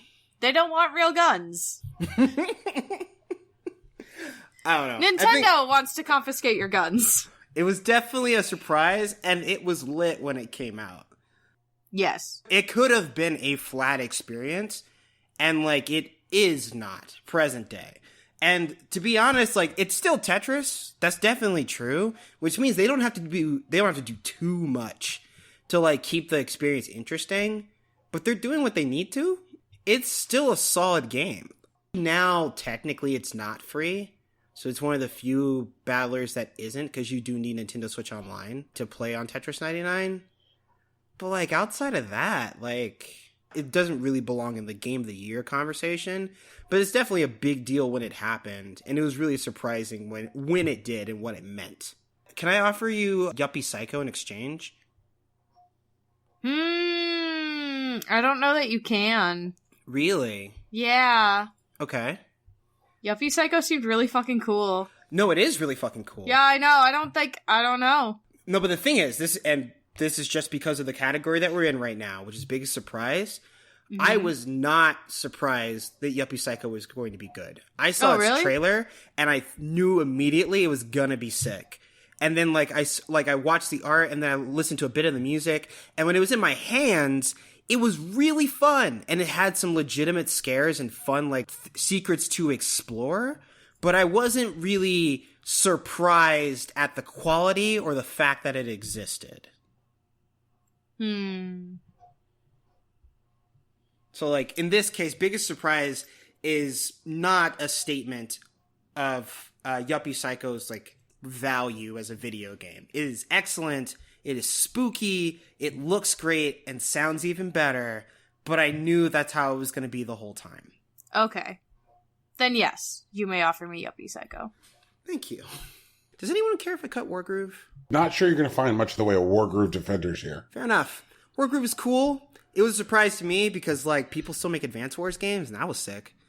And it's a pretty robust, like, fantasy-style Advance Wars, like, simulator, and that was fun. But it's not the biggest surprise on this list. I'm willing to let it go. I feel like if Into the Breach hadn't been so good, you'd probably find more people willing to fuck with Wargroove. I believe that. It's actually... Into the Breach, if I remember correctly, it's not actually multiplayer at all, right? It is not. Yeah, okay. I just want to double check that. Because Wargroove is also, like... Wargroove is multiplayer, but its meta is actually really stale. Like, there's basically, like, 2 champs that are, like, the best, de facto. And, like, the online, like, ecosystem isn't really, like, revitalized. There's supposed to be, like, a mystery update someday, but it's not here, so barely matters. Brandon, it's your cut.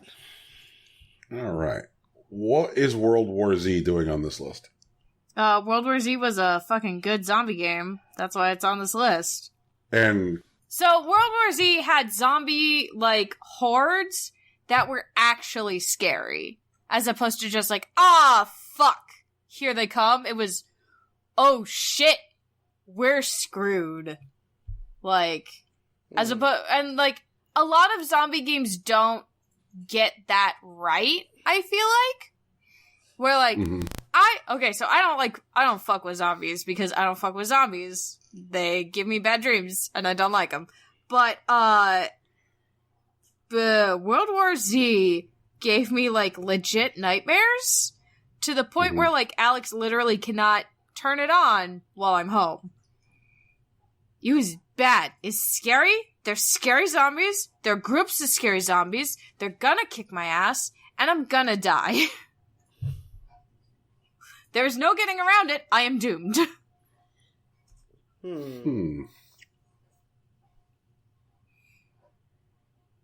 So, like, getting that right, I feel like, is a bigger surprise than, like, there is a zombie game, and it was good. Zombie games can be good for a variety of reasons, but not all zombies are actually scary. So the essential premise here is that, like, zombies are a thing which are, for the most part, uninteresting and undesirable to you, but World War Z actually made it something that you would engage with. Yes. Against my will. I engaged with it against my will. I did not have an option as to whether I engaged with it. It said, you will engage with me, and I said, yes, sir. Please go away. Does anyone here believe that in any way that Link's Awakening was a surprise? It was so cute and good. But did you think I'll take it that's not what's... Did you think it wasn't going to be good? Debated. No, I knew it was going to be good, but I didn't... It was so charming and good, and they did a good thing.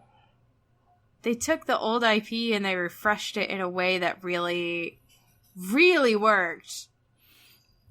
And, like, you don't always get that. I know it's Nintendo, and, like, we trust them, but... I say we trust them. I trust them.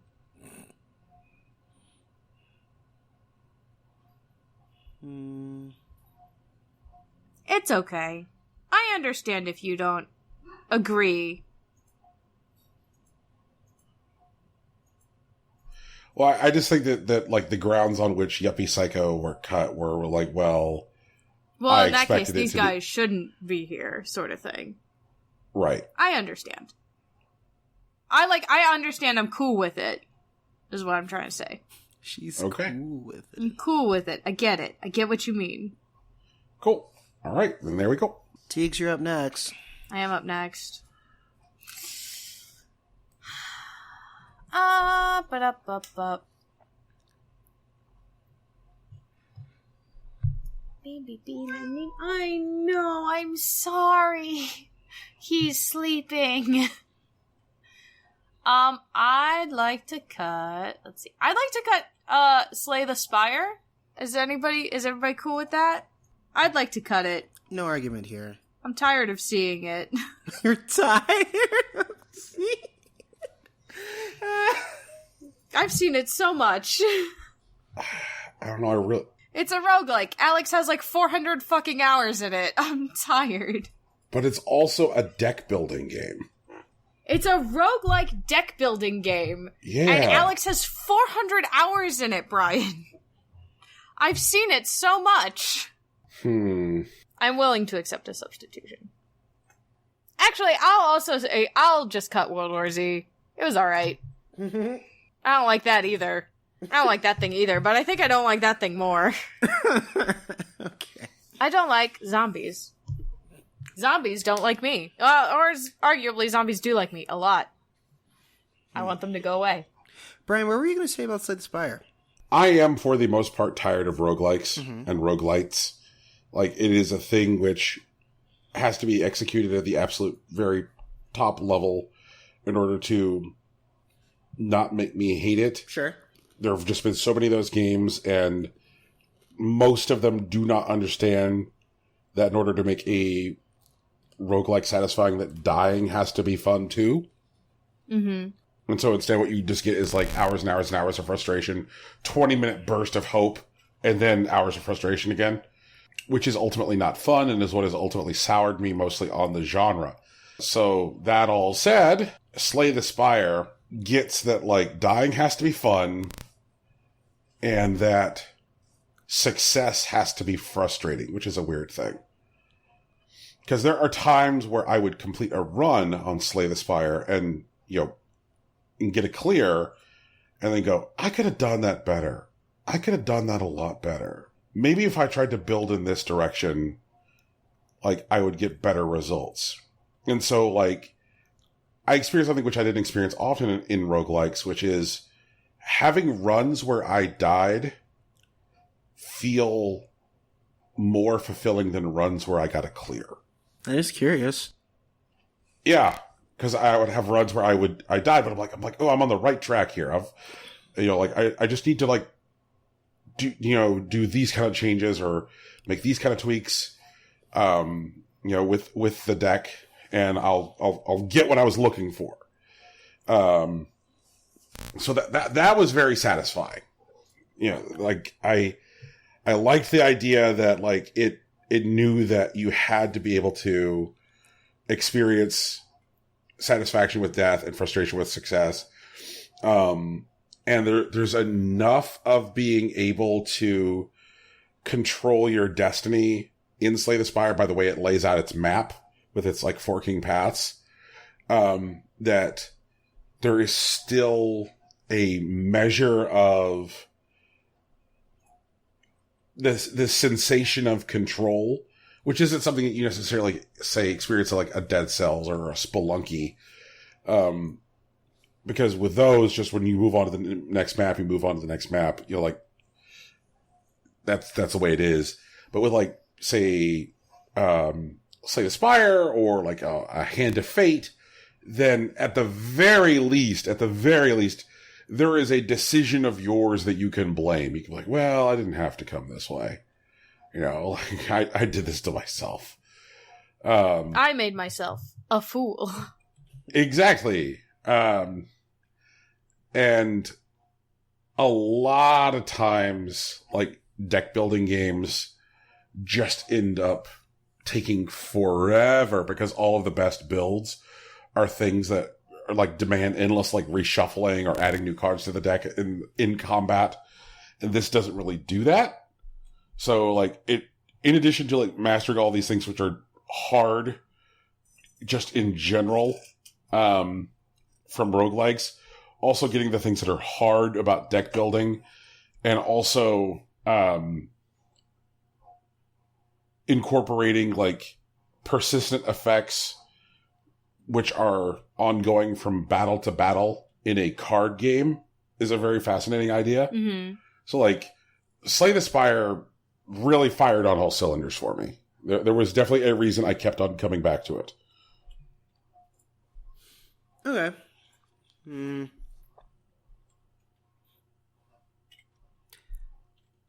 reason I ask is because it looks like you have a lot of real estate here. It's true. And like I'm definitely open to like some of these things being killed. Mm-hmm. Yeah.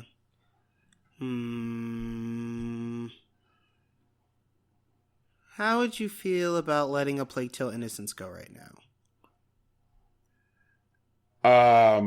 I would prefer to send Sneaky Sasquatch out to pasture. Really? I didn't want to touch that for you. Talk to me about that. I want to hear it. Okay.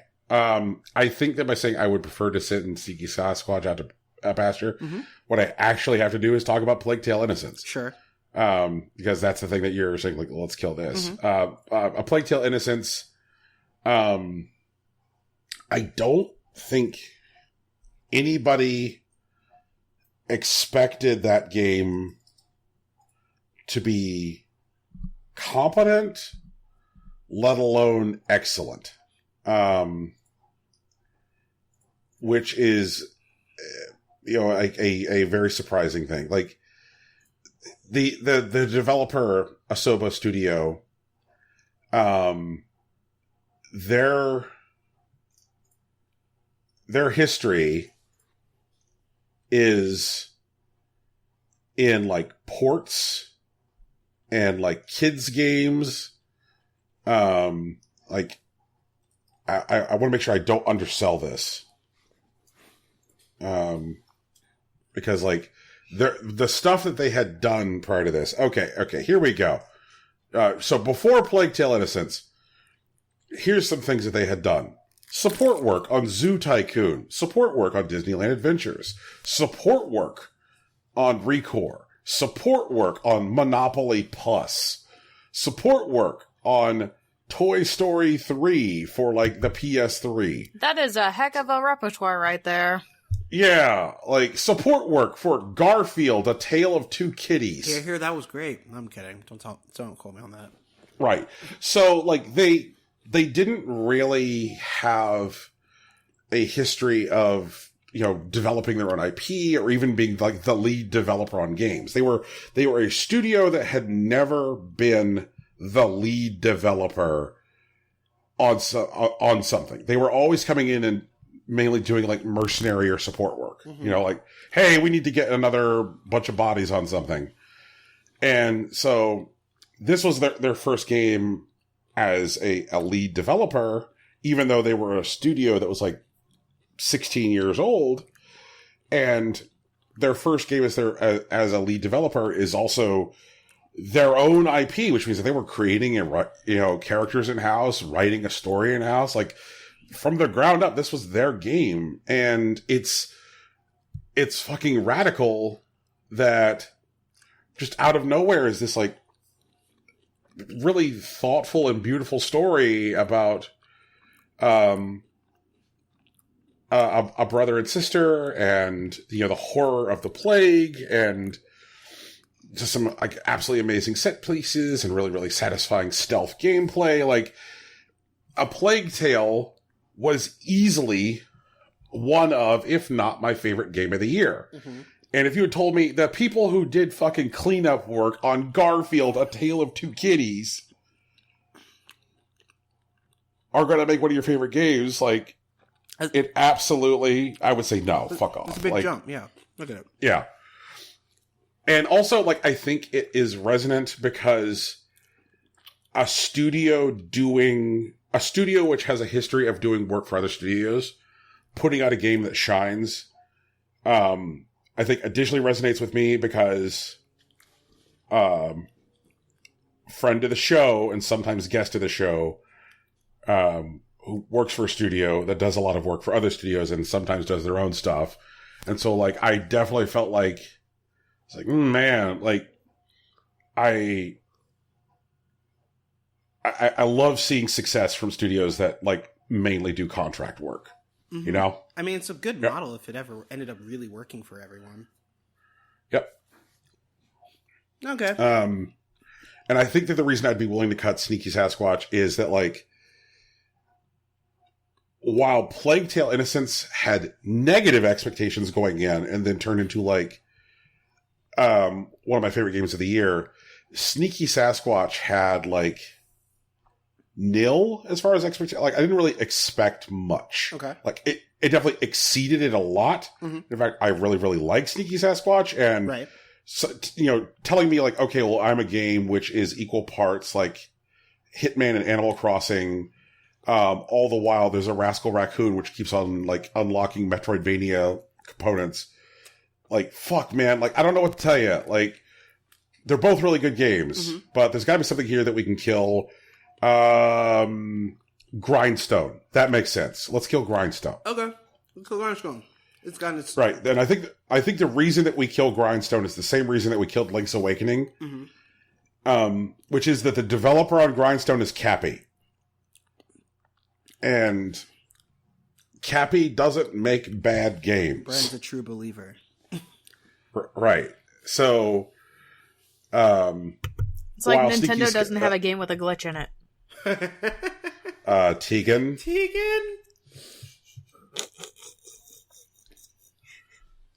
I'm so funny. You guys don't get me.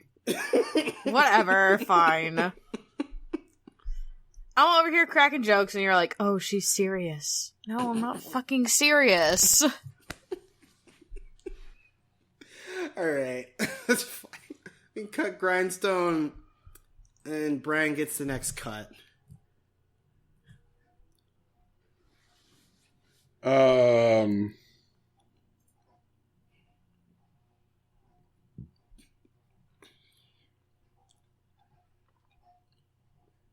I got to roll back around to Tetris 99.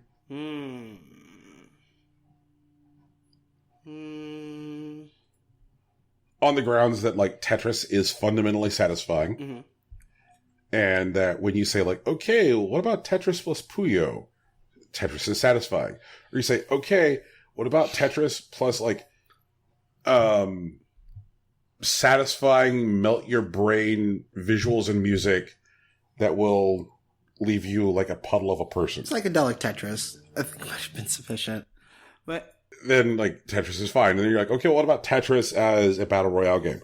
Tetris is fine. Like, Tetris is still fine. Tetris is still Tetris. It will be good. It is good. It's always good. I think the surprise was Tetris plus Battle Royale. Like, it was the fact that, like, oh, Nintendo doesn't have a Battle Royale game. I wonder what they'll end up doing.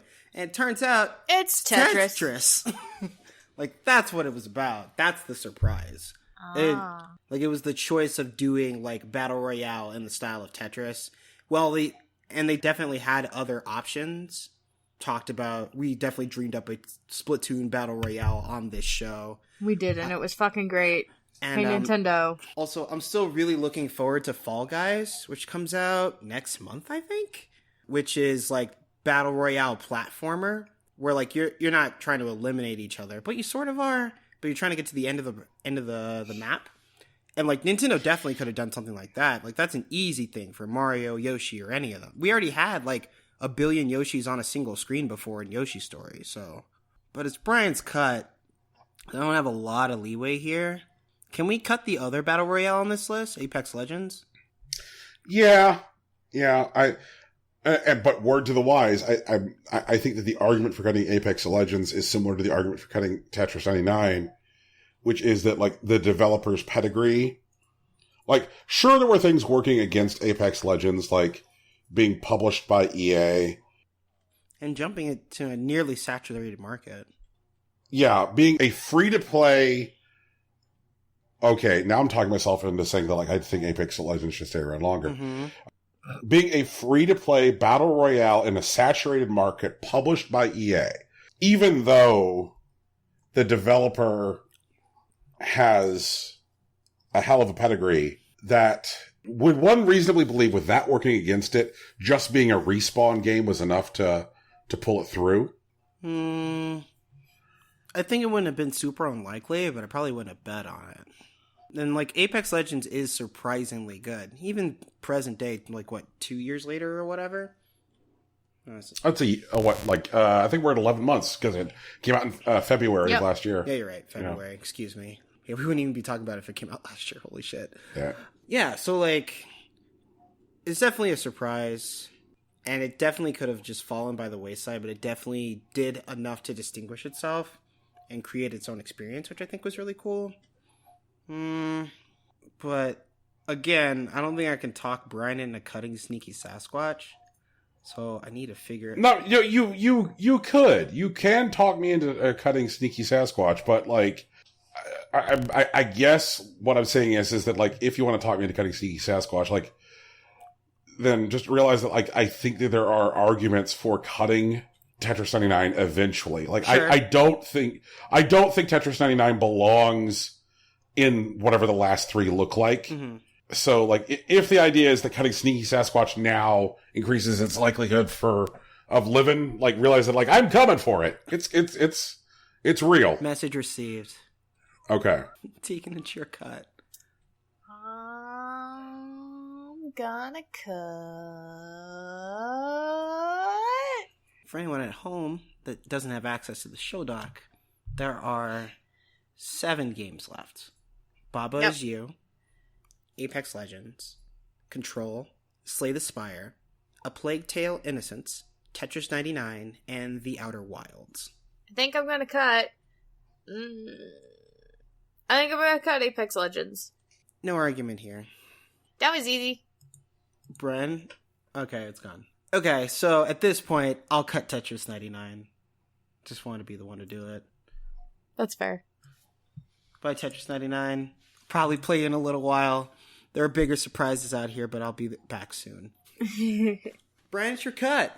There are 5 games left. No, 4 games left? What? No, 5 games left. 5 games left. I know how to count. I swear to God. Math and science.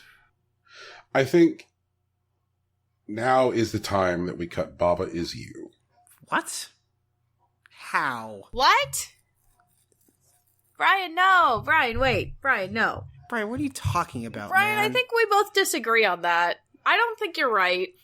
I think you're wrong. Like, Brian, I think you're fundamentally incorrect. The lightest way I could possibly say this is, like, you are fucking wildin' right now, man. Are you kidding me?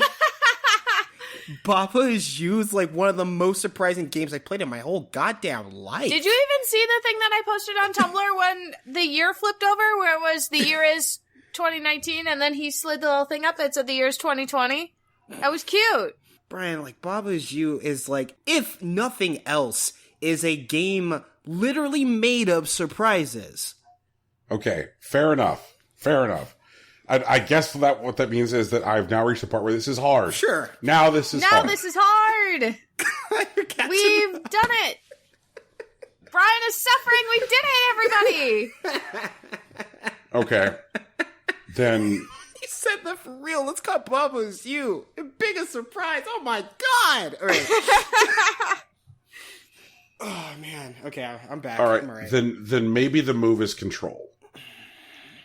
Control, while not entirely made of surprises, has a lot of surprises, man. Like, as a game itself. Like, specifically about, like, the experience of playing the game. As far as its, like, development process or, like, the story behind the game itself, I don't know a lot about it. I can't really say. Well, it comes from Remedy Entertainment. Okay. And studio. This is the team that created Max Payne. Mm-hmm. This is the team that created Alan Wake. Mm-hmm. You know, like...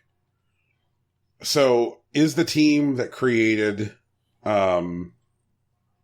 Max Payne and Alan Wake going to shit the bed? They might.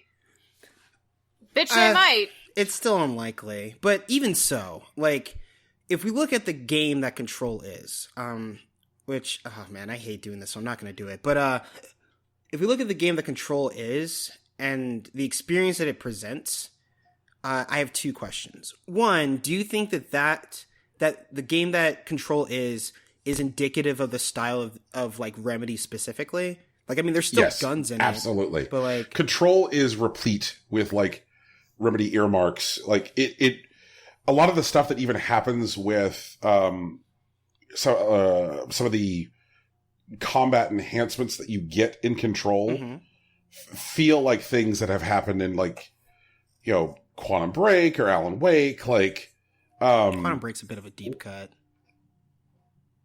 But but it was also their most recent game before Control. And there is like shit that happens between those two games as far as like ways that you are able to, you know, enhance yourself in combat, which directly parallel each other. Like the ability to just like pick up hunks of the environment and hurl them at your enemy using psychic energy is shit that you are doing in both of those games. You know, like Remedy straight up pioneered the third person action game where you, the player, move the game into slow motion for like greater precision in shooting with Max Payne. Like they're the one who like broke that ground. So that very much feels like a Remedy thing. Plus like the way that they use like environmental storytelling. Like they're huge on environmental storytelling. And Control is full of stuff like little signs or posters or like positioning of props throughout various areas that like tell you what's going on in this weird building. And they've been doing that shit as far back as Max Payne. That's true. Yeah. And like, and using the use of like full motion video within the game to like tell like a story within a story. Like again, stuff that they've been doing as far back as Max Payne. So like environmental stories, a story within stories, like winking little narratives of like, this is a story that these characters follow. Like here's a television which is on, or things like that. Like this is all like well-trod territory for them. I think that the best argument that there is for Control still being on this list is that Quantum Break was just okay. And so I think that people didn't know if the Remedy that executed, you know, Alan Wake and Max Payne was going to show up to play, you know, which are delivering all-time classics, or the Remedy that delivered Quantum Break that was just okay was going to show up to play. That is a reasonable, like, concern. Right. But I don't think anybody thought that there was any world in which Control was going to be bad. That worst case scenario, people expected it to be, like, okay. I don't expect anything from any of these games. Oh my god. I don't expect shit. It's hard to get disappointed when you don't expect anything. It's easy to be surprised, though.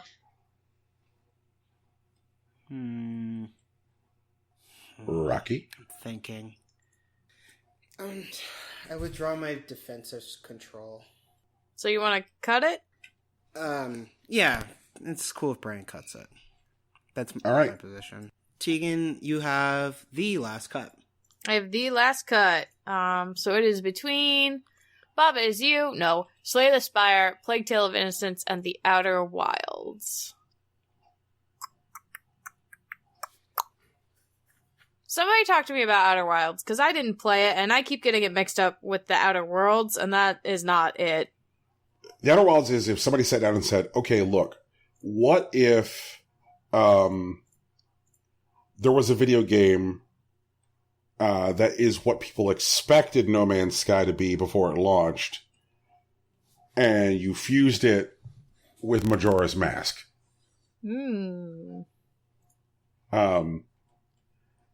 It's a game where you are exploring these handcrafted, bespoke worlds where each individual world has like been very, very carefully designed, and there are like puzzles and information about like this like precursor civilization that lived in your solar system to be found on each space, and all of the worlds can be theoretically explored in any order, just based on like you pushing based on your own interest. But there's things that will like naturally govern your ability to do so, which is like how good are you at learning how to pilot your spaceship, because there are things that are trickier to land on and get to than others.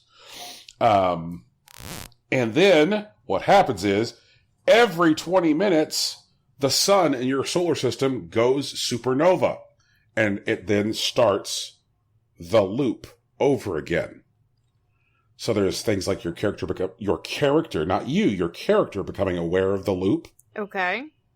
And then realizing like, oh, okay, I'm working against a clock, and then things start to happen like other characters suddenly becoming aware of it. And these like really just big, beautiful, interesting set pieces. Like there's a cluster of asteroids around a gravity well, which is a exploded planet. And so like if you travel into the gravity well, you go into like this negative space, and there's this like amazing giant space eel, and it feels like such a Zelda moment. It's really weird. Like, honestly, I think one of the best ways to describe the feel of the game is, what if there was a Zelda game that hinged on interplanetary exploration? There's a thing where like the race of like elf type animals that have these like cool like brass and wood spaceships, like when you're in your like little forest town and you're talking to other people in the village about people who have joined this race's like Space Corps, and how there's like there are explorers who have posts that have been sent out to defend the posts. They're telling you how like each one of them is like kind of a musician and took an instrument with them into space. And so like one of the things that you do is when you launch your rocket ship, you're sitting there and you turn on your radio receiver, and there's a moment that like kind of surprised me there. And this is just like a little moment, like an aha moment, where you're like realizing I can help set the trajectory of my spaceship by flipping on my receiver and listening for a guy playing banjo on the moon. You want to run that phrase by me again? A guy? What? Okay. Just so do it again. All right. So the idea is that like all of the explorers from your race who went out into space with different instruments. Each one yes. Took an instrument, yes. and so as you're like, and like if you're flying blind, you can push towards sound, and so the guy on the moon took a banjo. And as the sound gets louder, you can push toward the moon. Now, another thing I did, which was really fucking cool, was I discovered as I flew in various directions with my ship, like the sounds of different instruments would get louder in different parts of space. Oh my god. I was like, so there has to be a spot in space where I can hear all of them equally. And finding that space and then discovering that there's a single cohesive piece of music that they're all playing. And that if I fly to this spot, I hear the song. It's not something you have to do. It's just like an aha moment.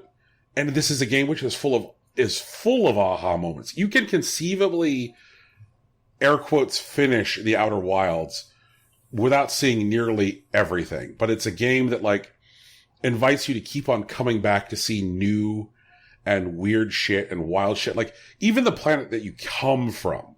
Like, I mean, it's a whole game about interplanetary exploration.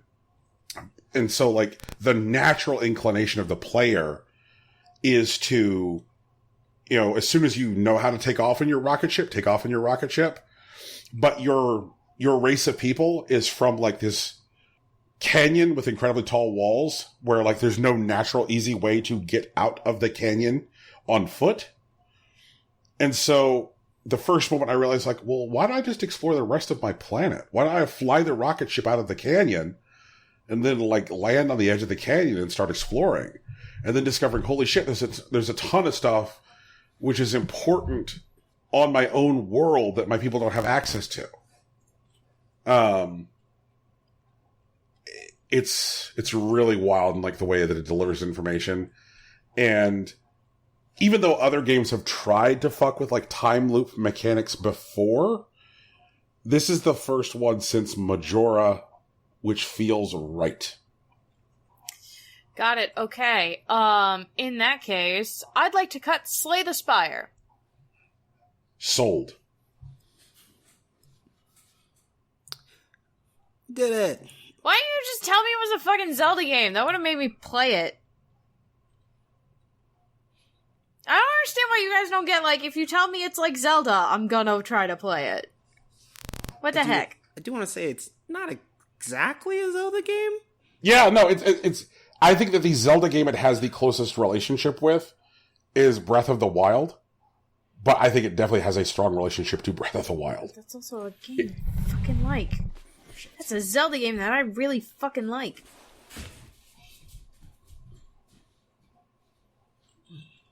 Whatever. Okay.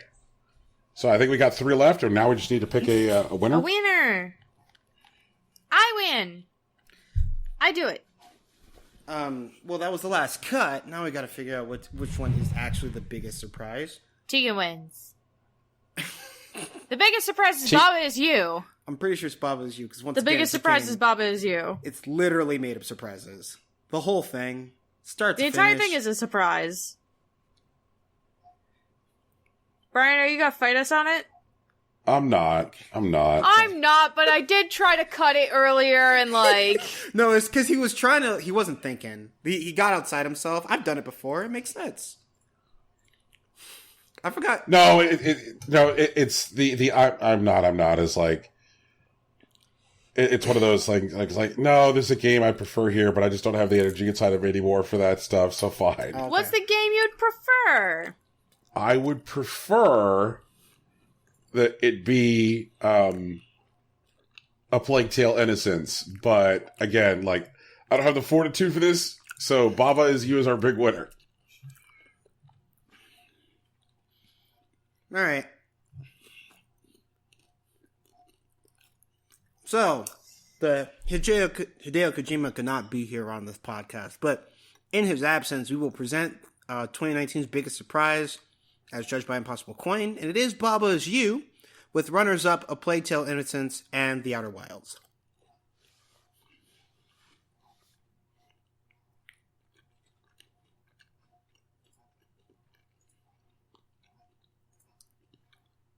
I believe we have one more hill to climb today. One more.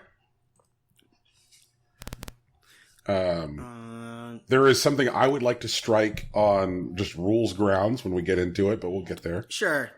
The final category today is Best Story. The applicants are Final Fantasy XIV Shadowbringers, Children of Morta, Yuppie Psycho, Fire Emblem Three Houses, Control, Death Stranding, The Outer Wilds, and A Plague Tale: Innocence. However, we do have a rules concern that needs to be handled before we get into the category. Brian, your concern. Yep. Yes, and my concern is Final Fantasy XIV Shadowbringers is not a standalone game released in the year 2019. You're wrong. Final Fantasy XIV Shadowbringers was released on September 20th of this year. Oh, cool. So it's not just an expansion of Final Fantasy XIV? It is not just an expansion. That's what I'd argue. Yeah. All right. So you're saying that I do not require Final Fantasy XIV to play Shadowbringers? It is not in any way an expansion? That's not what I said. I said it's not just an expansion. I didn't say it was not an expansion. Okay. So it's not an expansion. That's not what I said. It is definitely an expansion. Okay, well, that's what I'm asking now. Okay. Yeah, it's an expansion. Okay, then I would say if these categories represent things that are only games, it is an expansion, and it's something which we can discuss in the idea of best, ongoing game where Final Fantasy XIV got its due, but that it is this is an expansion. This is additional content for a pre-existing game. Okay.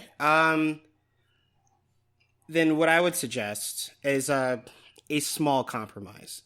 I would only discuss the events that occur within the gameplay of Final Fantasy XIV Shadowbringers, referencing no other content relating to Final Fantasy XIV. Is that acceptable? This feels a little. Fine. This feels a little bit like Biggest Surprise, and Brian put in Apple Arcade. Feels a little bit like that. This is a similar type of concern, and so that's what I'm arguing. Final Fantasy XIV Shadowbringers is a game, and there is precursor content, and there's content after it as well. But I'm arguing that the events that occur within the expansion, Shadowbringers alone, are worthy to be considered one of the best stories in video games of 2019. That's my assertion.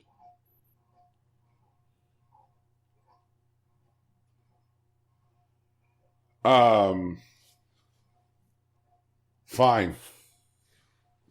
Okay. It's settled. I don't know whose cut is first. The last one was really long.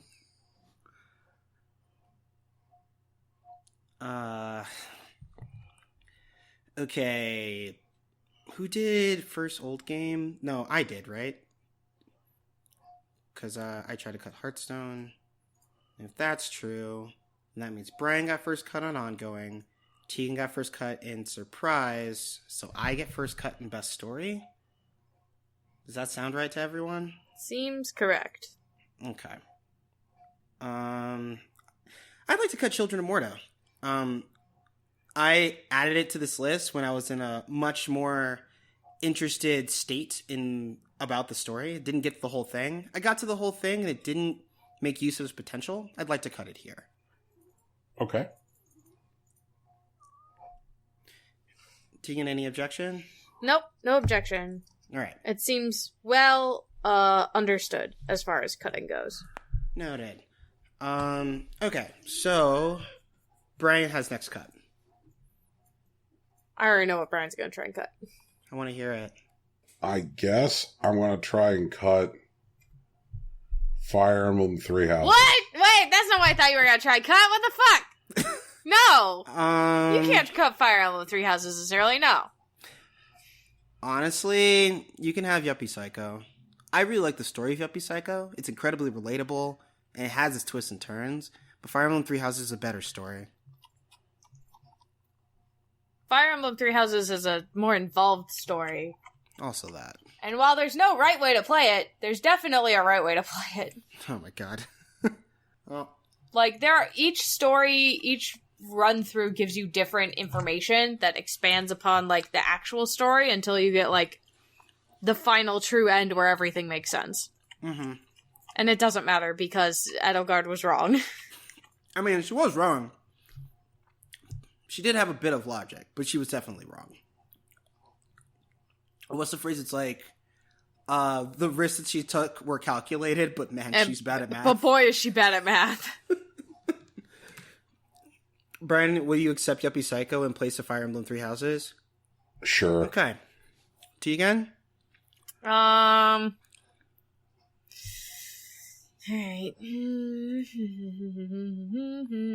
I'd like to cut Control. Okay. Good story? Best story? I don't Good know. story. Good story. I don't know about best story. Yeah.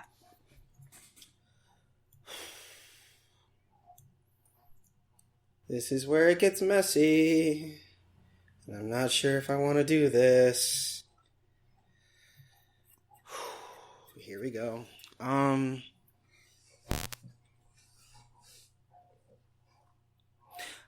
want to try to cut Death Stranding.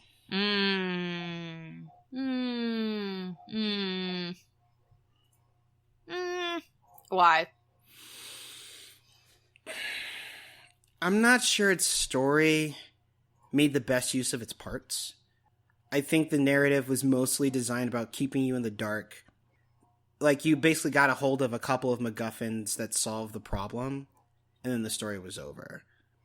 Specifically regarding the writing of the thing. There is some crazy shit that happens, and there are some really interesting things that you're able to do, but as far as the narrative of the game, it feels like one of its weaker points.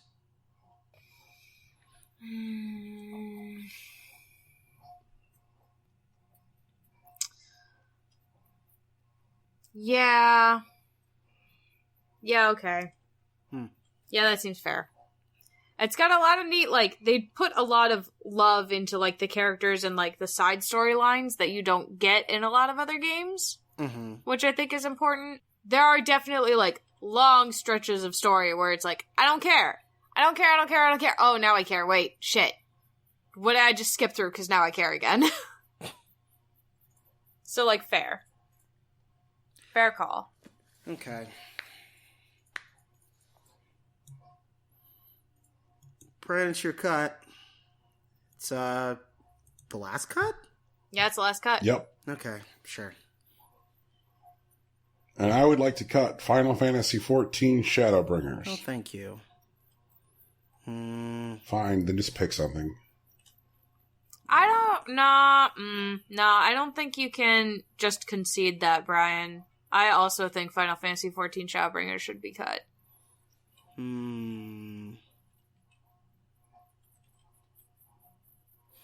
Okay, I want to try talking about it, because I feel like I haven't done a good job so far. You're not going to convince me it's a game. Okay, I mean, Okay, that's no, your business. Brian, no, that's different. Hang on. It is a game. Final Fantasy XIV Shadowbringers is a game. It's not a walking simulator. It's an actual game. It's an expansion. It is It's a fucking expansion. It is an expansion to a game, yes. And you cannot play Shadowbringers without playing the rest of 17. Actually, or 14 you can. or whatever. Oh, okay, whatever. It just costs more, but you It just can. costs more money. So, fine. But I also don't think it's the best story here. I think a lot of people really enjoy the story, but I also feel like you have to be rather invested in the Final Fantasy XIV universe to really get a lot of the impact from the story. I actually disagree, specifically about Shadowbringers. Okay. I would have agreed with you in, like, Heaven's Ward, and also for Stormblood, especially Stormblood, but Shadowbringers, like, works really well on its own. A lot of it is because, like, they hard reset a lot of stuff. Since you're actually taken out of your initial environment, which is, like, the continent that you've been fighting on this whole time, none of that shit matters. They take some of the characters with you to kind of bridge you over, I guess, but like their histories aren't especially relevant. Like they don't really come up. There's like one character who is hidden for most of like the expansion and then revealed to be a character from a original like 2.0.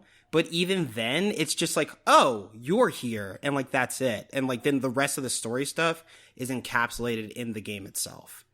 Like when you're playing Final Fantasy XIV Shadowbringers, it starts out you're transported to a different world that's not the one that you're from. And it turns out that the world that you've landed on, like yours, is a fragmented part of some greater whole, a piece of some large lost utopia. And there's one organization, very much like Organization 13 in Kingdom Hearts, that's trying to work and manipulate the worlds behind the scenes to get their ultimate goal, which no one knew what it was until now, since now it's especially relevant. What they're trying to do is break everything enough so that they can't stand alone as worlds, and the only goal that they have after that is to fuse them back together. Because they are members of a lost civilization that essentially were perfect until everything fell apart. And there's one person that travels with you, I mentioned earlier, Emmett Selk, who is one of the last unmolested members of that race. And everything else, like every other person in every other world or whatever, are just fractured shadows of the people that used to live in this world. And even like you as like the player character, because of, you know, your plot armor, because like you've been chosen by the god, he sees a kinship with you and you build a relationship that is ultimately untenable, much like in A Way Out, where like they have real human moments where they share and bond and they help each other in ways that, given their overarching goals, wouldn't seem possible. But their relationship is ultimately incompatible, and they're forced to oust one or the other in the final confrontation. Like, I mean, you're not able to play it from both sides, which, you know, was an especially powerful moment in A Way Out, when like your couch co-op buddy is all of a sudden your final opponent. But the game itself drew good performances out of their characters, and they told a compelling story about rebuilding after loss, both like the people in the world that you're in, but also your main opponent. And if you're helping all these other people rebuild their lives, why can't you help him build his? And the only reason is because his goal requires your extermination. And that sucks. The story is ultimately a tragedy even though you win. That even though you're able to help these people, it started where everyone seemed to be doing the right thing. They saved their world the same way that you saved yours, but they did it so well it threw everything out of balance and a bunch of people died anyways. Much like the Utopia and like the characters that you meet in throughout the game, these people are just trying to put their lives together after a mistake that they made of their own volition when they were just trying to make the best choices available to them. I don't know. I think it's a really good story. I don't know why I'm not telling it right, but I honestly believe that it stands among these stories here. Is Fire Emblem Three Houses really any kind of notable storytelling? I would say so. The same way that like that environmental storytelling is like interesting, that they don't just like lore dump on you, but you get to like explore and like pick up things, and it's like, oh, this seems like it means something, and it plays into a larger narrative. Your interactions with like the students work that way. Like it's still character-based storytelling. It's entirely optional, and there are pieces of the story that you gather by talking to these kids in this like weird school. And that's actually why like the Black Eagle's like path with Edelgard, who is ultimately the major antagonist and still one of the better drawn characters that we've seen in 2019, is so interesting, because all these people, they are going to the school, but like, while some of them have ties to like nobility and that's why they're here, and some of them have like an affiliation with the church or other political reasons to go to this particular school or spend their life here. And the Black Eagles, like, all these people are here because they have to be, and there's nothing else they can do about it. And some of them are political prisoners. Some of them are just trying to like find a way to like make a better life for themselves. And that story is like integral to like the world building, even if it's not integral to like the main story itself. And the game takes ultimately no prisoners, that like everyone is either going to be on your side in this war or they're going to die on the other side. That's how the game is designed, no matter what playthrough you're going through. And so a lot of it, like when you're choosing like the people that you want to play with, like it's not just like picking the characters that you like, it's all deciding like who you do and do not want to kill. And the first playthrough, like there's no way to plan for that. Like, I mean, I've played this game for fucking like, what, 15, 20 years, and I did not expect, oh shit, now I gotta kill all these people I didn't recruit. And like, it makes like subsequent playthroughs a lot more careful, and it encourages you to dig deeper into these characters around you, and ultimately the world inadvertently. Like, I think they've done good things with storytelling. Also, by dividing the story between the 3 routes, that changes the perspective of the story depending on which, well, 4 routes. That changes the perspective on the story the way that you're, like, while you're playing it. Gives you more info while also giving you less info, but also encouraging you to do the separate routes. And if you already managed to recruit someone to your, like, team in your first route, it's much easier to recruit them in the second route so that you don't have to, like, waste all that time again. Yeah, that's true. That's a good QOL. Whose cut is it? It's yours. It's your cut. Somebody pick one. Brian, if you're unconvinced, you can still cut what you want. That's how the game works. No, I'm going to cut Plague Tale Innocence. No, you're not. Plague Tale Innocence is a good fucking story. It's a really good story. Yes, it is. They handled characters very well. Yes, they did. And it's a disservice to the game and the work that they did to cut them just because you don't want to fight us over it. Just cut Shadowbringers. Ugh. No, like, dude, like, Brian, like, you're cutting Shadowbringers here isn't going to affect my affection for the game. And it's not even going to affect my affection for either of you. This is a process. You have to make choices. That's how it works. Let the record state, I tried to cut Shadowbringers up front on technicality. Yeah, you did, and honestly, you should have. Like, it should have stood. I disagree, but it's fine. Yeah, that's fine. It's fine that we disagree, because, like, it doesn't matter. Ultimately, these are video games, nothing matters. So next year's best story category will be titled Apple Arcade Presents Shadowbringers, the Best Story. Oof. I thought instead of Hideo Kojima presenting Biggest Surprise, it was going to be the Apple Arcade Presents Biggest Surprise. So this would be Final Fantasy XIV Shadowbringers, or whatever the current expansion is, presents Best Story. I don't think there's hard and fast rules for LOLs. LOLs are loose and wild. Oh, Yep. God. Lols are loose and wild. Oh, man. So what wins? Probably Plague Tale. I'm cool with it going to Plague Tale. Plague Tale. Alrighty. So. Just for reference, people, Plague Tale can be had cheap now. If you have not played this game, go fucking buy this game.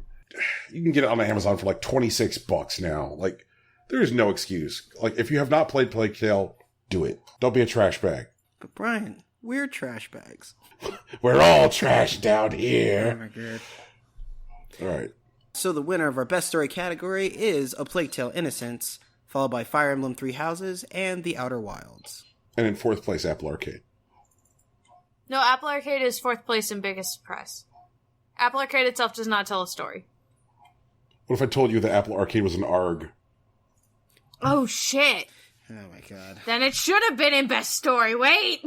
I believe that next week we have quite a hill to climb. It's best moment. We do, but it's a celebratory hill. These are all, it's best moment, and we've got a whole bunch of good moments that really made us, like, jump out of our chairs with fun and excitement from the different games of this year.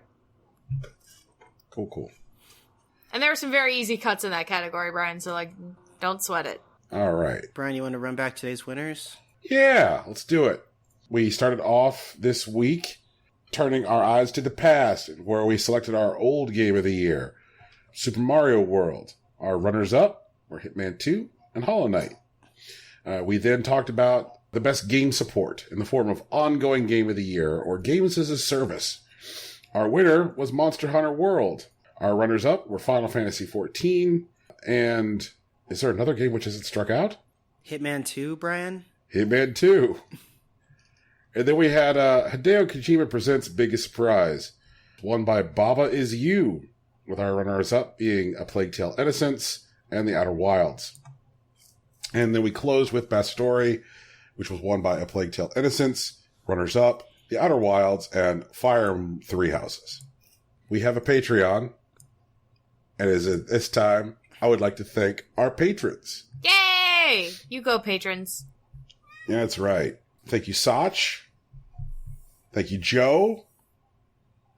And Rocky. Sig, Brian. His name is Sig. Sig. But doesn't he have this whole thing about, like, booty elves or something? Like, No, he's like the premier waifuologist. He's exactly the premier waifuologist. All right, which is nothing like booty elf. I don't know how I got there. I don't know how you got there either, but I'm cool with it. He's the booty elf. It's fine.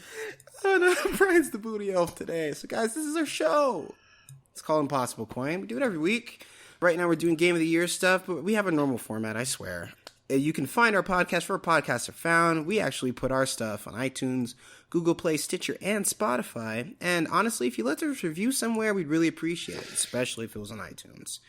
There's music at the beginning and end of this podcast, produced by our friend Big Sach. You can find his work at soundcloud.com/BigSachNJ and on Twitter at Illyry_Swank. We also have a logo and t-shirt. You probably saw it with the podcast. It was designed by Lauren Moran. You can find her on Twitter at Lauren Moran. And like us, she also has a Patreon. And if you ever consider throwing us a couple of bucks, maybe throw her some too, because she's really the business. We are on social media. Brian usually hangs out on Facebook. I'm on Twitter. Tegan's on Tumblr. It's all Impossible Coin. No spaces, underscores, or anything like that. That's us. That's our show. Well, rock and roll all. Hope you're enjoying Game of the Year, and peace. Bye! Later.